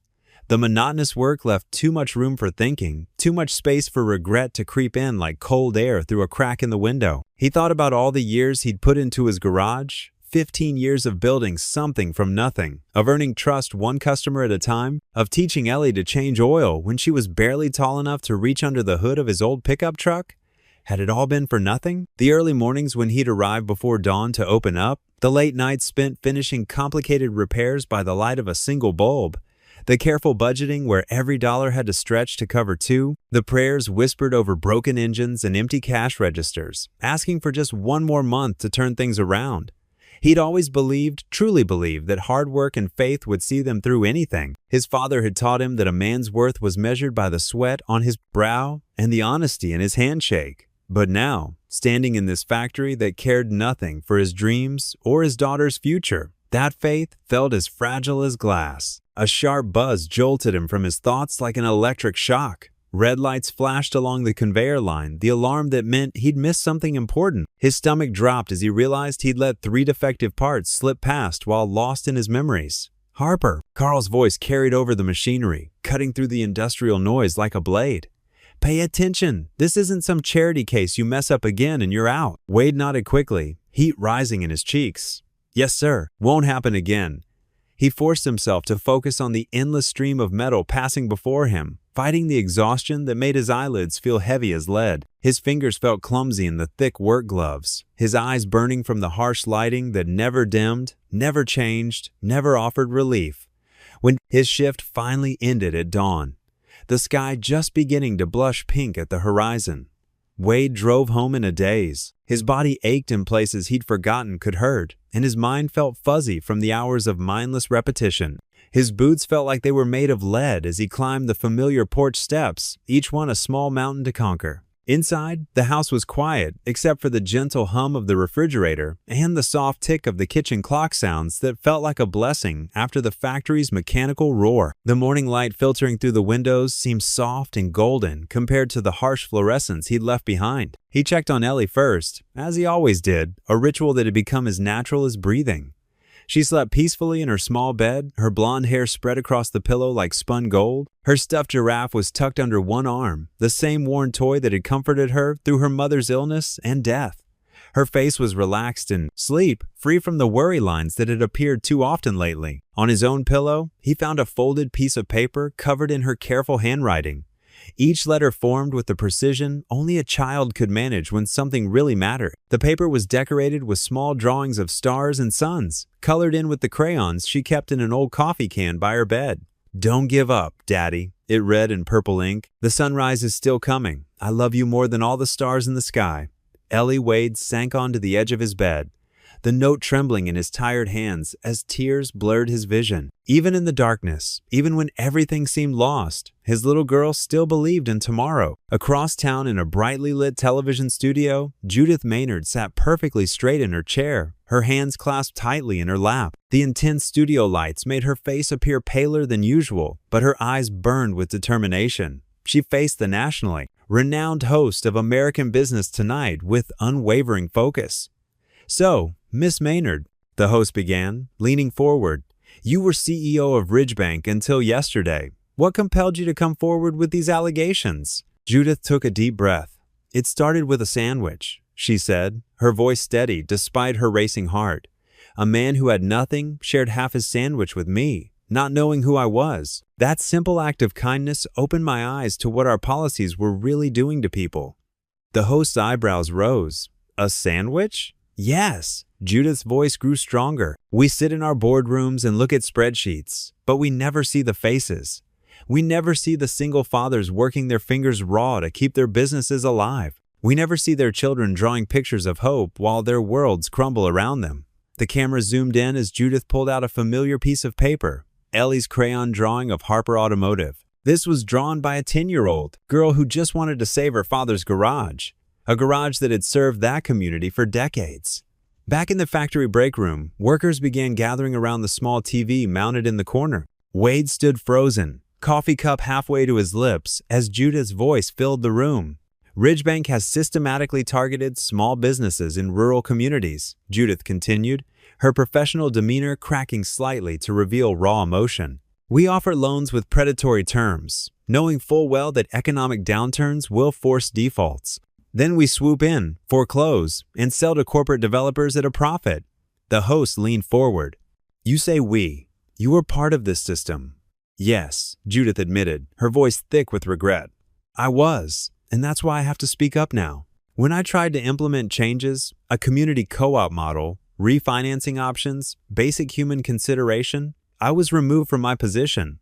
Social media channels exploded as clips of the interview began circulating. Number Judith Speaks Out and number Ridgebank Scandal started trending within hours.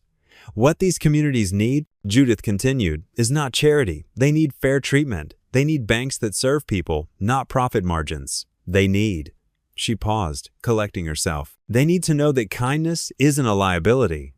The camera caught a tear sliding down her cheek, but she quickly wiped it away. I've brought documentation, she said, holding up a thick folder. Proof of systematic targeting, internal memos discussing acceptable casualty rates in small business communities, everything. In the factory break room, Wade's co-workers whispered and pointed. The interview continued to play as Judith detailed specific cases, including thinly veiled references to Harper Automotive without naming names. And what do you hope to achieve by coming forward? The host asked. Justice, Judith replied firmly. I've already been contacted by several legal aid organizations willing to help affected communities fight back. Major donors have reached out about creating a fund for business recovery. But more importantly, she looked directly into the camera. I want to restore hope. The host nodded gravely. You're risking a lot by doing this. Your career, possibly legal action from Ridgebank. Some things matter more than career success, Judith said quietly. Sometimes you have to risk everything to do what's right. Wade stood motionless, watching as Judith detailed exactly how much money Ridgebank had made from their foreclosure practices. His coffee had grown cold in his hands. Say, one of his co-workers nudged him. Ain't that the lady from the church? The one who was helping at the food pantry? Wade nodded slowly, unable to find words. On screen, Judith was now sharing statistics about small business closures and their impact on rural communities. In many cases, she explained, these aren't just businesses we're closing. They're community lifelines. They're family legacies. Her voice caught slightly. They're people's dreams and their children's futures. The interview cut to commercial, but the break room remained buzzing with conversation. Workers pulled out their phones, sharing social media posts about the interview. Someone mentioned that number Save Small Towns was now trending nationwide. Man, another coworker said, shaking his head. Takes guts to stand up to a big bank like that. She's gonna catch hell for this. Wade finally set down his coffee cup, his hands trembling slightly. He thought of Judith sitting alone on that park bench, accepting half a sandwich from a stranger. He remembered her quiet presence at the church, her anonymous donations, her tears as she handed him that final envelope. Yeah, he said softly, she sure is. The break room television switched back to the interview for its conclusion. Judith's final words rang out clear and strong. These aren't just numbers on a spreadsheet. These are real people with real lives. And if speaking out costs me everything I've built, then so be it. Some debts can only be paid with truth. Wade's coworker whistled low. Ain't that the lady from the church? He asked again, still processing the revelation. Wade watched the screen fade to black, remembered Ellie's note about the sunrise, and whispered, yeah, that's her. The late afternoon sun cast long shadows through Wade Harper's small living room window as he sat at his kitchen table, sorting through past due notices. His work uniform from the factory night shift lay draped over a chair, waiting for another long evening ahead. Ellie sat cross-legged on the floor, working on her homework with determined concentration. A sharp knock at the door made them both look up. Wade's shoulders tensed. Unexpected visitors rarely brought good news these days. He opened the door to find a professionally dressed woman holding a leather briefcase. Mr. Harper, I'm Sarah Chen from Riverside Legal Services. She extended her hand with a warm smile. May I come in? I have some important documents to discuss with you. Wade hesitated, then nodded, stepping aside. Ellie peered up from her homework, her pencil frozen mid-equation. Quote, please, have a seat, Wade offered, gesturing to the kitchen table. His voice carried the weariness of too many sleepless nights. Sarah opened her briefcase and removed a thick manila envelope. Mr. Harper, I'm here on behalf of Miss Judith Maynard. She paused as Wade's expression darkened at the mention of Judith's name. Please, hear me out. This is something you'll want to see. She spread several documents across the table. These are property transfer papers for Harper Automotive. Miss Maynard purchased the property outright from Ridgebank, using her personal funds. She slid the deed forward. She's transferring complete ownership to you, Mr. Harper, free and clear. Wade stared at the papers, his hands trembling slightly as he picked them up. Ellie abandoned her homework and crept closer, her eyes wide with hope. I don't understand, Wade whispered, his voice rough with emotion. Why would she? Miss Maynard was very clear about her wishes, Sarah explained gently. She wanted to right a wrong. The property is yours, Mr. Harper. No mortgage, no liens, no strings attached. Ellie's face lit up as comprehension dawned. Daddy, does this mean? She bounced on her toes, barely containing her excitement. "The garage is yours again," Sarah confirmed with a smile. "All you need to do is sign these papers." Wade sank heavily into a kitchen chair, the documents clutched in his shaking hands. His eyes glistened with tears he couldn't hold back. "This can't be real," he muttered. "It's very real, mister." "Harper." Sarah pulled out a pen and indicated several marked spots on the papers. "Your signature here, here, and here will make it official." Ellie wrapped her arms around Wade's shoulders, pressing her cheek against his. "See, Daddy? I told you the sunrise was coming." Wade's tears fell freely now as he carefully signed each document. His signature was steady despite his trembling hands. Sarah notarized the papers efficiently, then handed Wade a set of copies and a small envelope. "These are your new keys," she said. "The locks were changed for security purposes during the closure. Miss Maynard wanted you to have fresh starts in every way possible." Wade held the envelope like it contained precious gems. In many ways, it did. "Daddy, can we go see it?" Ellie pleaded, practically vibrating with excitement. "Please?" Wade stood slowly, still dazed. "Thank you," he said to Sarah, his voice thick with emotion. "Please, please tell Miss Maynard." Sarah smiled kindly. "I think she knows, Mr. Harper." After Sarah left, Wade and Ellie stood together on their front porch. The late afternoon had mellowed into early evening, painting the sky in soft shades of pink and gold. "Ready?" Wade asked, holding out his hand to Ellie. She grabbed it eagerly, and they began the familiar walk to the garage. Every step felt different now, lighter, filled with possibility instead of dread. Ellie skipped beside him, chattering about all the things they could do now that the garage was theirs again. They rounded the final corner, and there it stood. Harper Automotive looked exactly as they'd left it weeks ago, down to Ellie's hand-painted Hope Garage sign that had somehow survived the closure. Wade's hands trembled slightly as he took out the new keys. He stood before the padlocked door, suddenly overwhelmed by the moment's wait. Ellie squeezed his other hand tight. "It's okay, Daddy," she whispered. "We're home." With a deep breath, Wade slid the key into the lock. It turned smoothly, the padlock clicking open like a promise kept. He pulled it free, unwound the chain, and reached for the door handle. The morning air buzzed with excitement as pickup trucks and cars lined the street in front of Harper Automotive. Volunteers from all corners of town gathered, armed with paintbrushes, cleaning supplies, and determined smiles. Pastor Neil directed traffic while his wife organized a makeshift refreshment station on a folding table. Wade Harper stood in the doorway of his newly reopened garage, watching in amazement as neighbors he'd known for years pitched in without being asked. Mrs. Peterson from the diner brought her famous coffee cake. Tom Wilson, the hardware store owner, arrived with boxes of supplies he insisted were just laying around anyway. "Daddy, look!" Ellie called out, pointing to a group of high school students who had shown up with paint rollers and drop cloths. The whole basketball team came. Wade's eyes grew misty as he watched his daughter bounce between helper groups, her energy infectious. She wore her favorite overalls, already spotted with fresh white paint, her ponytail swinging as she directed people with the authority of a tiny foreman. "Where do you want the new workbenches, Wade?" called out Mike Thompson, backing up his flatbed truck. The local carpenter had built them himself, refusing payment. "Over by the west wall," Wade answered, his voice thick with emotion. He cleared his throat and added, "But first, let me help you unload." The day unfolded like a well-orchestrated dance. Women from the church quilting circle cleaned windows until they sparkled. The high school kids transformed the dingy walls with fresh paint, while retired mechanics helped Wade reorganize his tools and equipment. By mid-afternoon, someone had fired up a grill in the parking lot. The aroma of hot dogs and hamburgers mixed with the sharp smell of paint and cleaning supplies. Children darted between adults, carrying water bottles and paper plates. Wade paused his work to watch Ellie carefully painting letters on a large wooden sign. Her tongue stuck out slightly in concentration as she filled in the outline someone had sketched. Ellie's Hope Garage. "That's some mighty fine brushwork there, sweetheart," Wade said, kneeling beside her. Ellie beamed at him. "Do you really like the name, Daddy? I wanted everyone to remember why we didn't give up."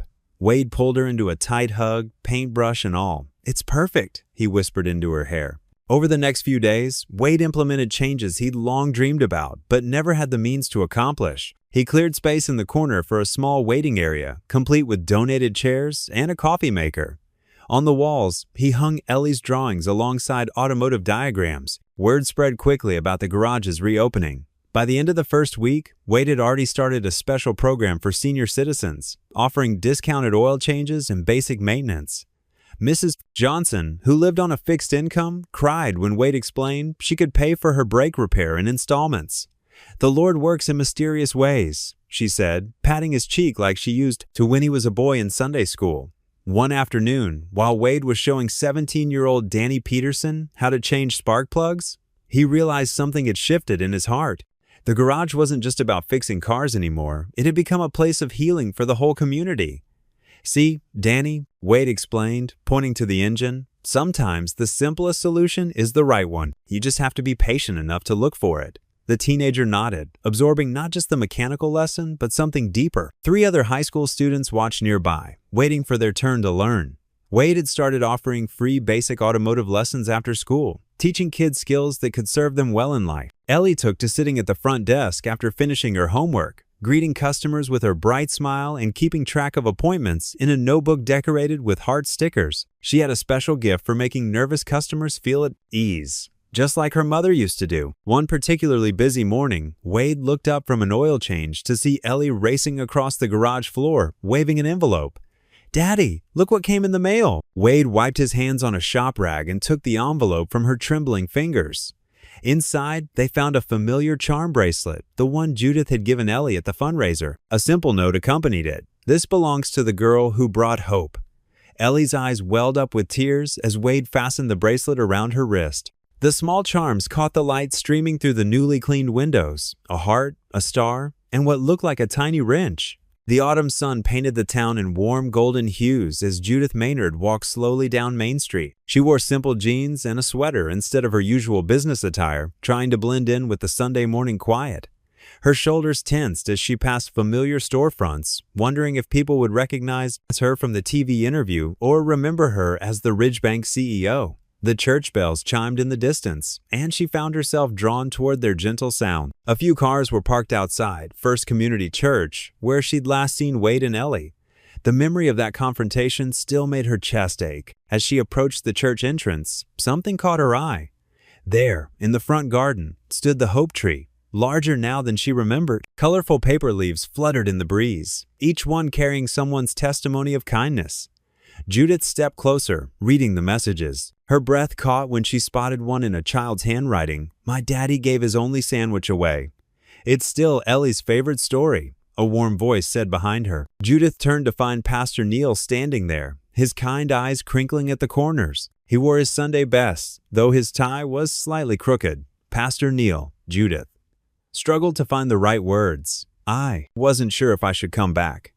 God has perfect timing," he said simply.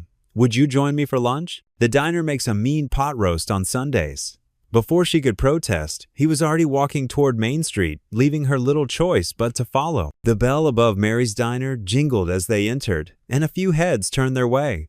Judith felt her cheeks flush, but the other patrons quickly returned to their meals. They settled into a quiet corner booth, and Mary herself brought them water with lemon. She gave Judith a warm smile and squeezed her shoulder before walking away. "They know what you did," Pastor Neil said softly, noting Judith's surprise. "The whole town does. That interview changed things, not just here, but in communities all across the country." Judith wrapped her hands around the cool water glass. "I had to do something after seeing what the bank's policies were doing to people like Wade." Speaking of Wade, Pastor Neil's eyes twinkled. The garage has become quite the community hub. He's teaching 3 local boys basic auto repair after school, says it keeps them out of trouble and gives them practical skills. "And Ellie?" Judith couldn't help asking. "That girl's got more hope than the rest of us combined," he chuckled. "She set up a little homework station in the garage office, helps other kids with their math while Wade works on cars. They're calling it Numbers and Nozzles." Judith felt tears pricking at her eyes. "I was so afraid I'd made everything worse when the board pushed me out." "Sometimes," Pastor Neil interrupted gently, "we have to lose what we think defines us to find our true purpose. You were a CEO, yes, but what you are now, that's something far more valuable." Their pot roast arrived, steam rising from the plates. They ate in comfortable silence for a while, the Sunday crowd's quiet chatter filling the air around them. "The co-op model you proposed," Pastor Neil continued between bites. "Other towns are adopting it. 3 banks have already started similar programs. Your interview sparked something bigger than just our little community. Judith pushed a carrot around her plate. I still feel like I should have done more. Faster. Judith, Pastor Neil set down his fork. Do you remember the Hope Tree message you wrote before everything happened? She shook her head. You wrote, I saw a man share his last sandwich with a stranger. That simple act of kindness changed you. And through you, it's changing others. That's how hope works. One small action rippling outward. Mary brought them coffee and apple pie, refusing to let Judith pay. On the house, honey, she insisted, for helping our Wade keep his shop. After lunch, Pastor Neil walked with Judith partway down Main Street. The afternoon sun was warm on their faces, and children played hopscotch on the sidewalk nearby. The garage is just around the corner, he said, pausing at the intersection. Wade's usually there on Sundays, doing paperwork and such. Judith's heart quickened. I don't know if he wants to see me. Sometimes, Pastor Neil smiled. We need to let go of our fears and trust in grace. He gave her a gentle pat on the shoulder before heading back toward the church. Judith walked slowly down the street, her footsteps carrying her to the park where it all began. The bench was still there, weathered but solid. She sat down, remembering that cold morning when a stranger had shared his sandwich with her. The leaves rustled overhead, and somewhere a child laughed. Judith closed her eyes, feeling the warmth of the sun on her face and the weight of the past few months lifting from her shoulders. Here, on this simple wooden bench, her life had changed course, not because of any grand gesture, but because of one man's quiet kindness. She opened her eyes and looked toward Harper Automotive, where the new sign, Ellie's Hope Garage, gleamed in the afternoon light. The autumn breeze rustled through the nearly bare branches as Judith sat alone on the weathered park bench. Her fingers traced the peeling green paint, remembering that first shared sandwich that had changed everything. The morning sun warmed her face, but she shivered slightly, pulling her cream sweater tighter around her shoulders. From across the park, Wade Harper noticed her familiar silhouette. He paused for a moment, watching as she gazed at the ground, lost in thought. The anger that had once burned in his chest had long since faded, replaced by a deep understanding of what she'd risked to help him and the town. He walked toward the bench, his work boots crunching softly on the scattered leaves. Judith looked up at the sound of approaching footsteps, her eyes widening with uncertainty. But Wade's face held no trace of bitterness, only a gentle warmth that reached his eyes. He gestured to the empty space beside her. Mind if I join you? Of course not, she said softly, sliding over slightly, though there was plenty of room. Wade sat down, letting out a long breath. They shared a moment of comfortable silence, watching a group of sparrows hop around in the grass before them. Finally, Wade reached into the paper bag he carried and pulled out a sandwich wrapped in wax paper. Thought you might be hungry? He said, his eyes twinkling as he carefully unwrapped it and broke it in half. Seems only fair to return the favor. Judith let out a surprised laugh, the tension in her shoulders melting away. You remembered.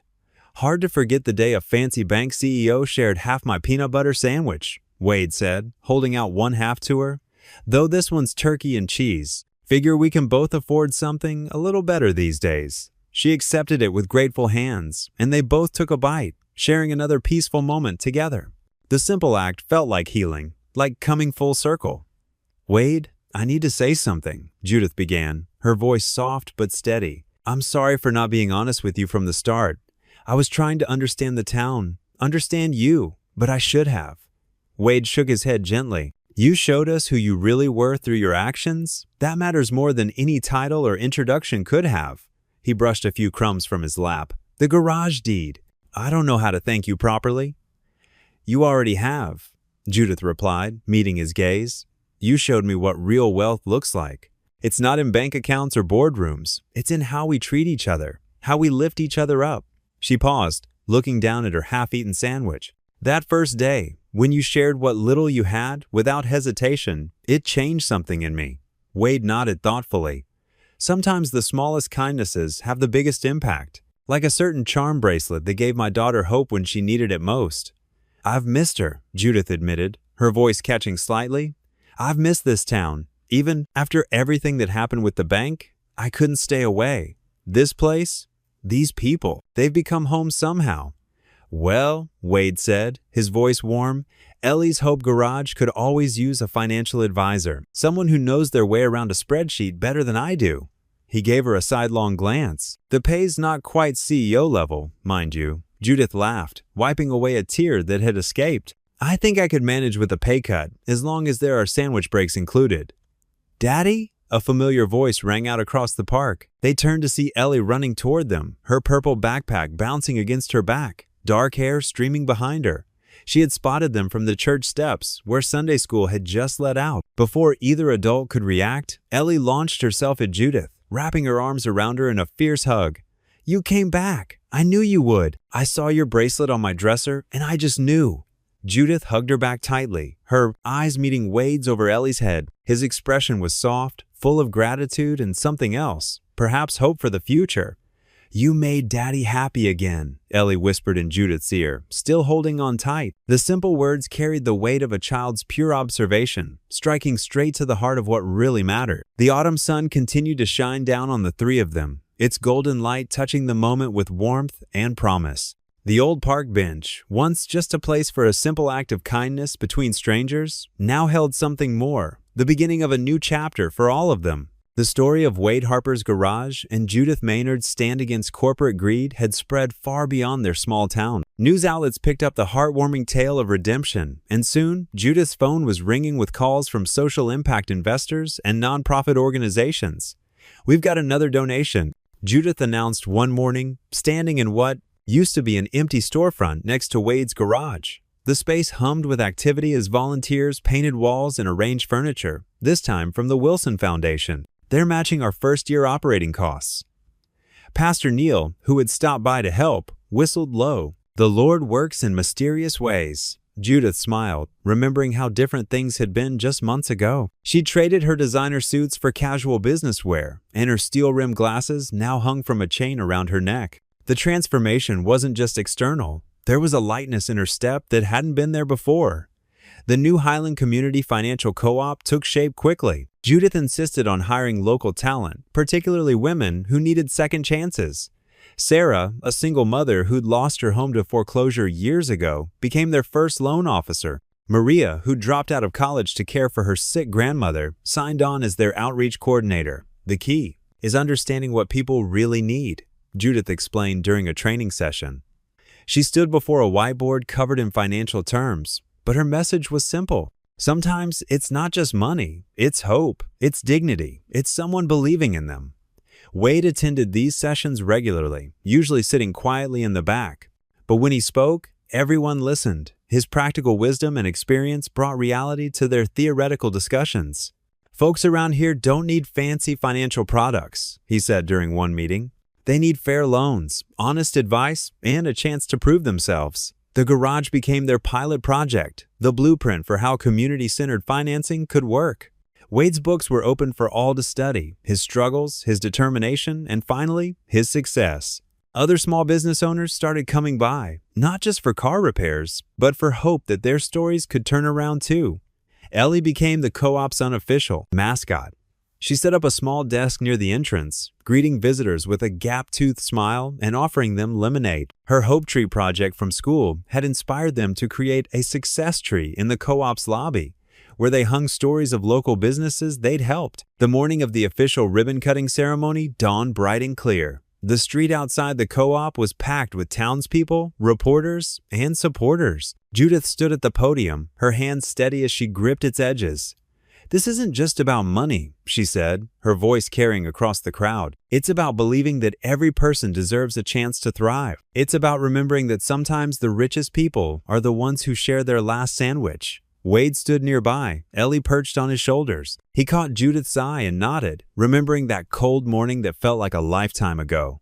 After the speeches and the ceremonial ribbon cutting, after the cameras stopped rolling and the crowd began to disperse, Judith and Wade found themselves walking side by side down the quiet street. You know, Wade said, breaking the comfortable silence, when you first sat down on that bench, I thought you were just another suit from the bank.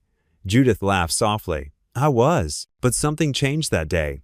They passed the park where it all began, the old bench still there, its green paint a little more worn. The late afternoon sun cast long shadows across the grass, and a gentle breeze carried the scent of autumn leaves. The co-op board meetings are going to need someone with real mechanical know-how, Judith said, glancing at Wade. Someone who understands both engines and people. Wade ducked his head, a a small smile playing at the corners of his mouth. Reckon I might know someone who fits that description. They stopped walking, standing in the warm glow of the setting sun. Judith turned to face Wade, her expression open and genuine. Thank you, Wade, for showing me what real wealth looks like. Wade met her gaze, and something unspoken passed between them. A spark of understanding, of shared purpose, and perhaps something more. But neither rushed to name it, content to let it grow naturally, like the hope they'd planted in their community. The moment was broken by Ellie's voice calling from the garage. Daddy, Miss Judith, come look at the new success tree. They turned together, walking back toward the voices and laughter spilling from the co-op's open doors, their shoulders occasionally brushing as they walked. Behind them, the old park bench stood empty, waiting for the next story to begin.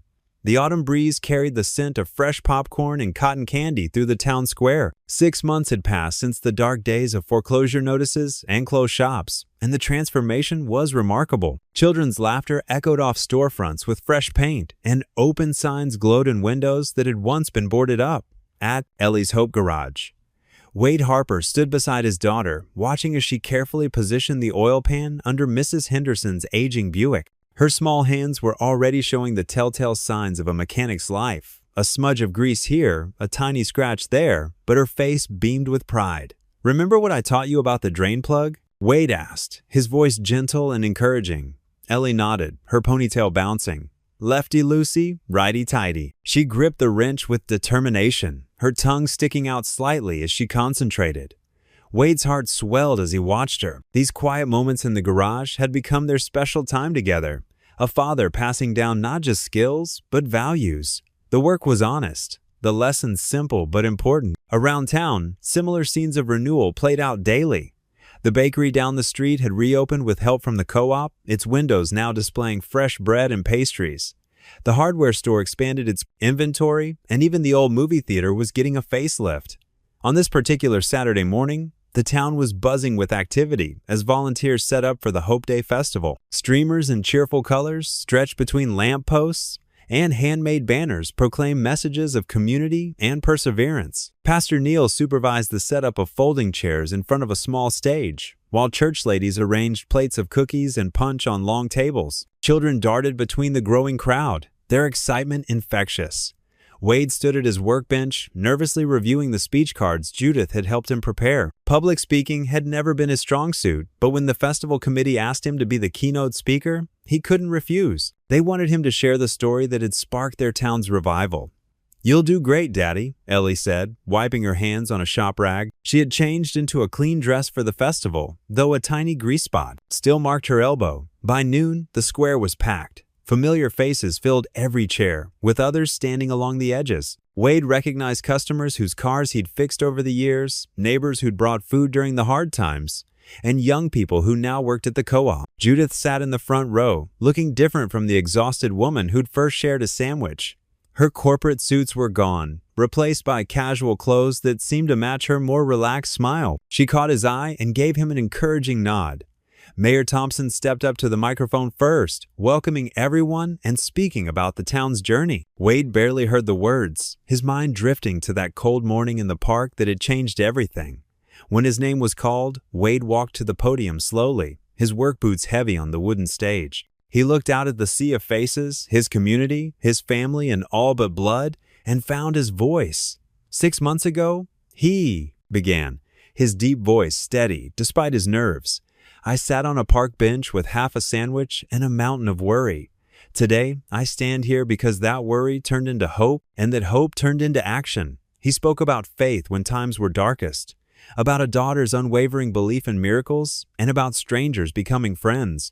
His words weren't polished, but they carried the weight of lived experience.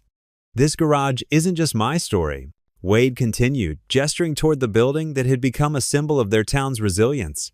It belongs to every father who wouldn't give up, every mother who stretched a dollar until it sang, every child who believed in better days. Tears glistened in many eyes as he spoke about community, about how their town had remembered what it meant to be neighbors. He talked about second chances and the courage to extend a helping hand, even when your own grip was slipping. As Wade finished speaking, Ellie slipped away from her seat. She'd been working on something special for days, hidden in the garage's back room. Now, with help from Pastor Neil, she carried a large wooden sign toward the garage's front wall. The crowd followed, gathering around as Ellie and Wade together hung the sign she'd painted. The letters were careful and clear, decorated with small hearts and wrenches. It started with a sandwich. Wade wrapped his arm around his daughter's shoulders, both of them looking up at the sign. It was more than just words on wood. It was their story, their testament to how the smallest act of kindness could grow into something beautiful. The sign would hang there as a reminder to everyone who passed by. Hope could start with something as simple as sharing what little you had. It would remind them that even in their darkest moments, kindness was always affordable, and miracles often began with a single generous act. The metal ladder creaked softly under their weight as Wade helped Ellie climb onto the garage roof, his weathered hands steady and sure as they guided her small frame upward. Each rung groaned a familiar protest, the same sound it had made for 15 years. A comforting constant in their ever-changing world. Judith followed carefully behind them, balancing 3 steaming cups of hot chocolate in a cardboard tray that Sarah from the flower shop had decorated with hand-drawn hearts. The pre-dawn air was crisp and clean, carrying the faint scent of dew-kissed grass and the promise of winter's approach. It held that special stillness that comes just before sunrise, a hushed reverence that made even the boldest souls speak in whispers. "Careful now, sweetheart," Wade said, his voice low and gentle as he kept a protective hand on Ellie's shoulder. They settled together onto the old patchwork quilt he'd spread out earlier, the same one his late wife had sewn from scraps of Ellie's outgrown dresses and his worn work shirts. The fabric still held memories in its faded patterns. A piece of Ellie's first Easter dress, a corner of the shirt he'd worn to their wedding. The town stretched below them like a living map. Peaceful and quiet in the soft blue-gray light that comes before dawn breaks the world open with color. Scattered across the valley, a few early risers had already switched on their porch lights, creating tiny islands of warmth that dotted the landscape like fallen stars. Mrs. Rodriguez was already moving around in her kitchen, the yellow glow from her window promising fresh tortillas for anyone who might stop by. Old Mr. Thompson sat on his front steps with his coffee, watching the world wake up the way he had every morning for 40 years. Ellie snuggled between Wade and Judith, her small body fitting perfectly in the space between their shoulders like a missing puzzle piece finding its home. She accepted her cup of hot chocolate with both hands, wrapping her fingers around the warmth and breathing in the rich, sweet steam that rose from the surface. "It's like we can see the whole world from up here," she whispered, her voice barely disturbing the morning's sacred spell. Her eyes were wide with wonder, reflecting the soft light like 2 bright stars. "Sure feels that way, doesn't it, little bird?" Wade smiled, wrapping his strong arm around his daughter and pulling her close. The eastern sky was beginning to show the first tentative hints of pink and gold, colors bleeding into the darkness like watercolors on wet paper. The horizon seemed to glow from within, as if someone had lit a candle behind the distant hills. Judith pulled her cable-knit sweater tighter around her shoulders and took a slow, thoughtful sip from her cup. The sweetness of the chocolate mingled with something deeper, a contentment she'd never known in all her years of corporate success. "I used to watch sunrises from my office on the 30th floor," she said softly, her words carrying the weight of memory. Floor-to-ceiling windows, panoramic, views of the city skyline. But they never felt like this. They were just pretty pictures through glass, beautiful but distant. Like watching life on television instead of living it. Wade nodded slowly, his understanding coming from years of working with his hands instead of sitting behind a desk. "Sometimes you have to come down to earth to really see the sky," he said, his voice carrying the simple wisdom that had drawn both women to him. "The higher up you go, the further away everything else gets." The first ray of true sunlight peeked over the horizon like a shy child stepping into a room, painting everything in gentle gold that seemed to transform the ordinary into the miraculous.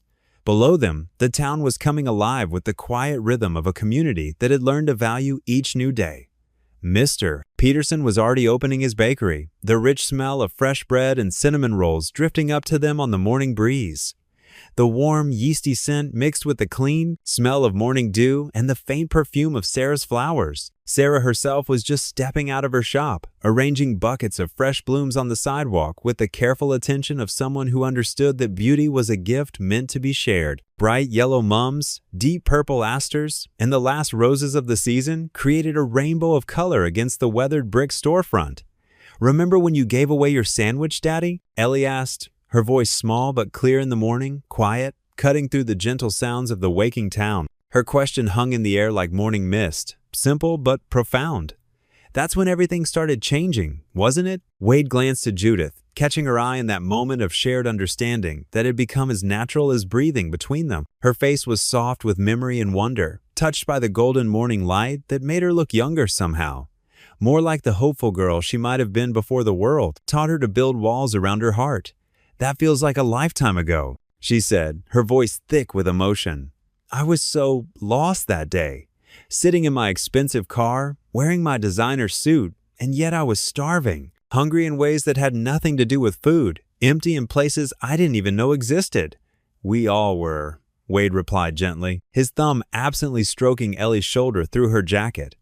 "Sometimes the Lord works in ways we'd never expect. Who'd have thought that half a peanut butter sandwich could start all this? Sometimes the smallest seed grows the biggest tree." Ellie pointed toward the community center, its brick walls now painted a warm cream color that caught the morning light like honey. "And now you help people learn about money, and Daddy teaches kids about cars, and Pastor Neil has his youth group, and everyone helps each other. It's like the whole town is one big family now." The sun climbed higher, casting long, dramatic shadows across the fine town square like fingers reaching toward the new day.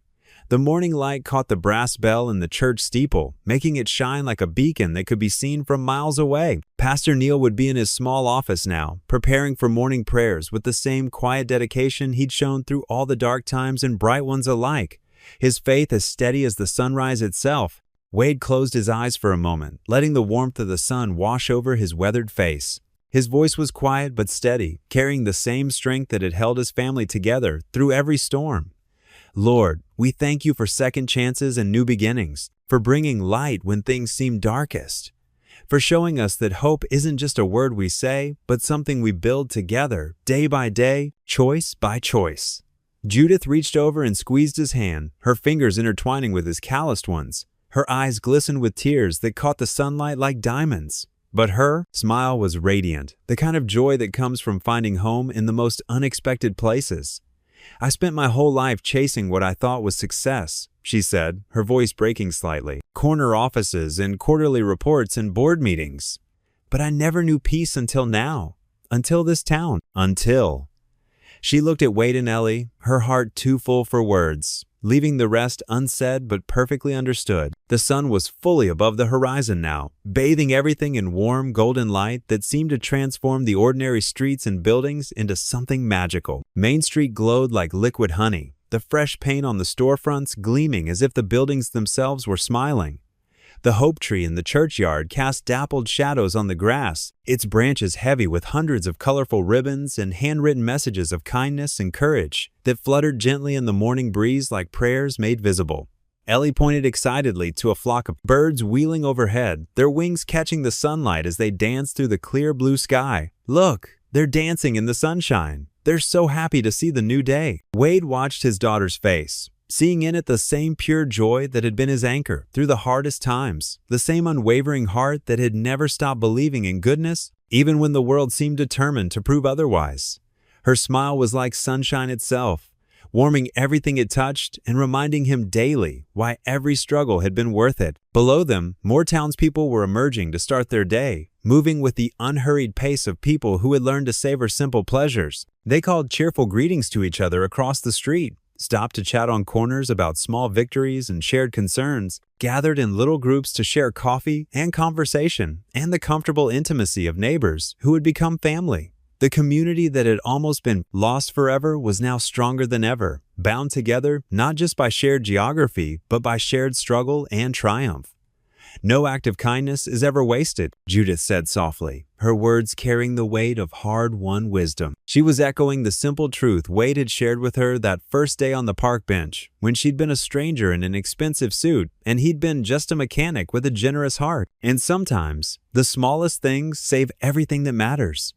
The morning sun rose higher in the clear blue sky, its rays growing stronger and warmer with each passing moment. It cast its golden light over the transformed town below, touching every roof and window and doorway with the promise of hope renewed. In its warm glow, the shadows of past troubles seemed to fade like bad dreams in daylight. leaving only the bright promise of what lay ahead for all of them. The town sparkled in the morning light like a jewel cradled in the palm of the valley, precious beyond measure and worth every struggle it had taken to save it. From their perch on the garage roof, surrounded by the warmth of love and the promise of new beginnings, it looked like paradise itself, a testament to the miraculous power of faith, community, and simple acts of kindness shared between strangers who had become family. What would you do if you were in their place? Comment your answer below and let's see how you'd rewrite the ending. If you enjoyed the story of Wade Harper, I handpicked the next story that you will enjoy. Please don't miss this one. Click here to watch it.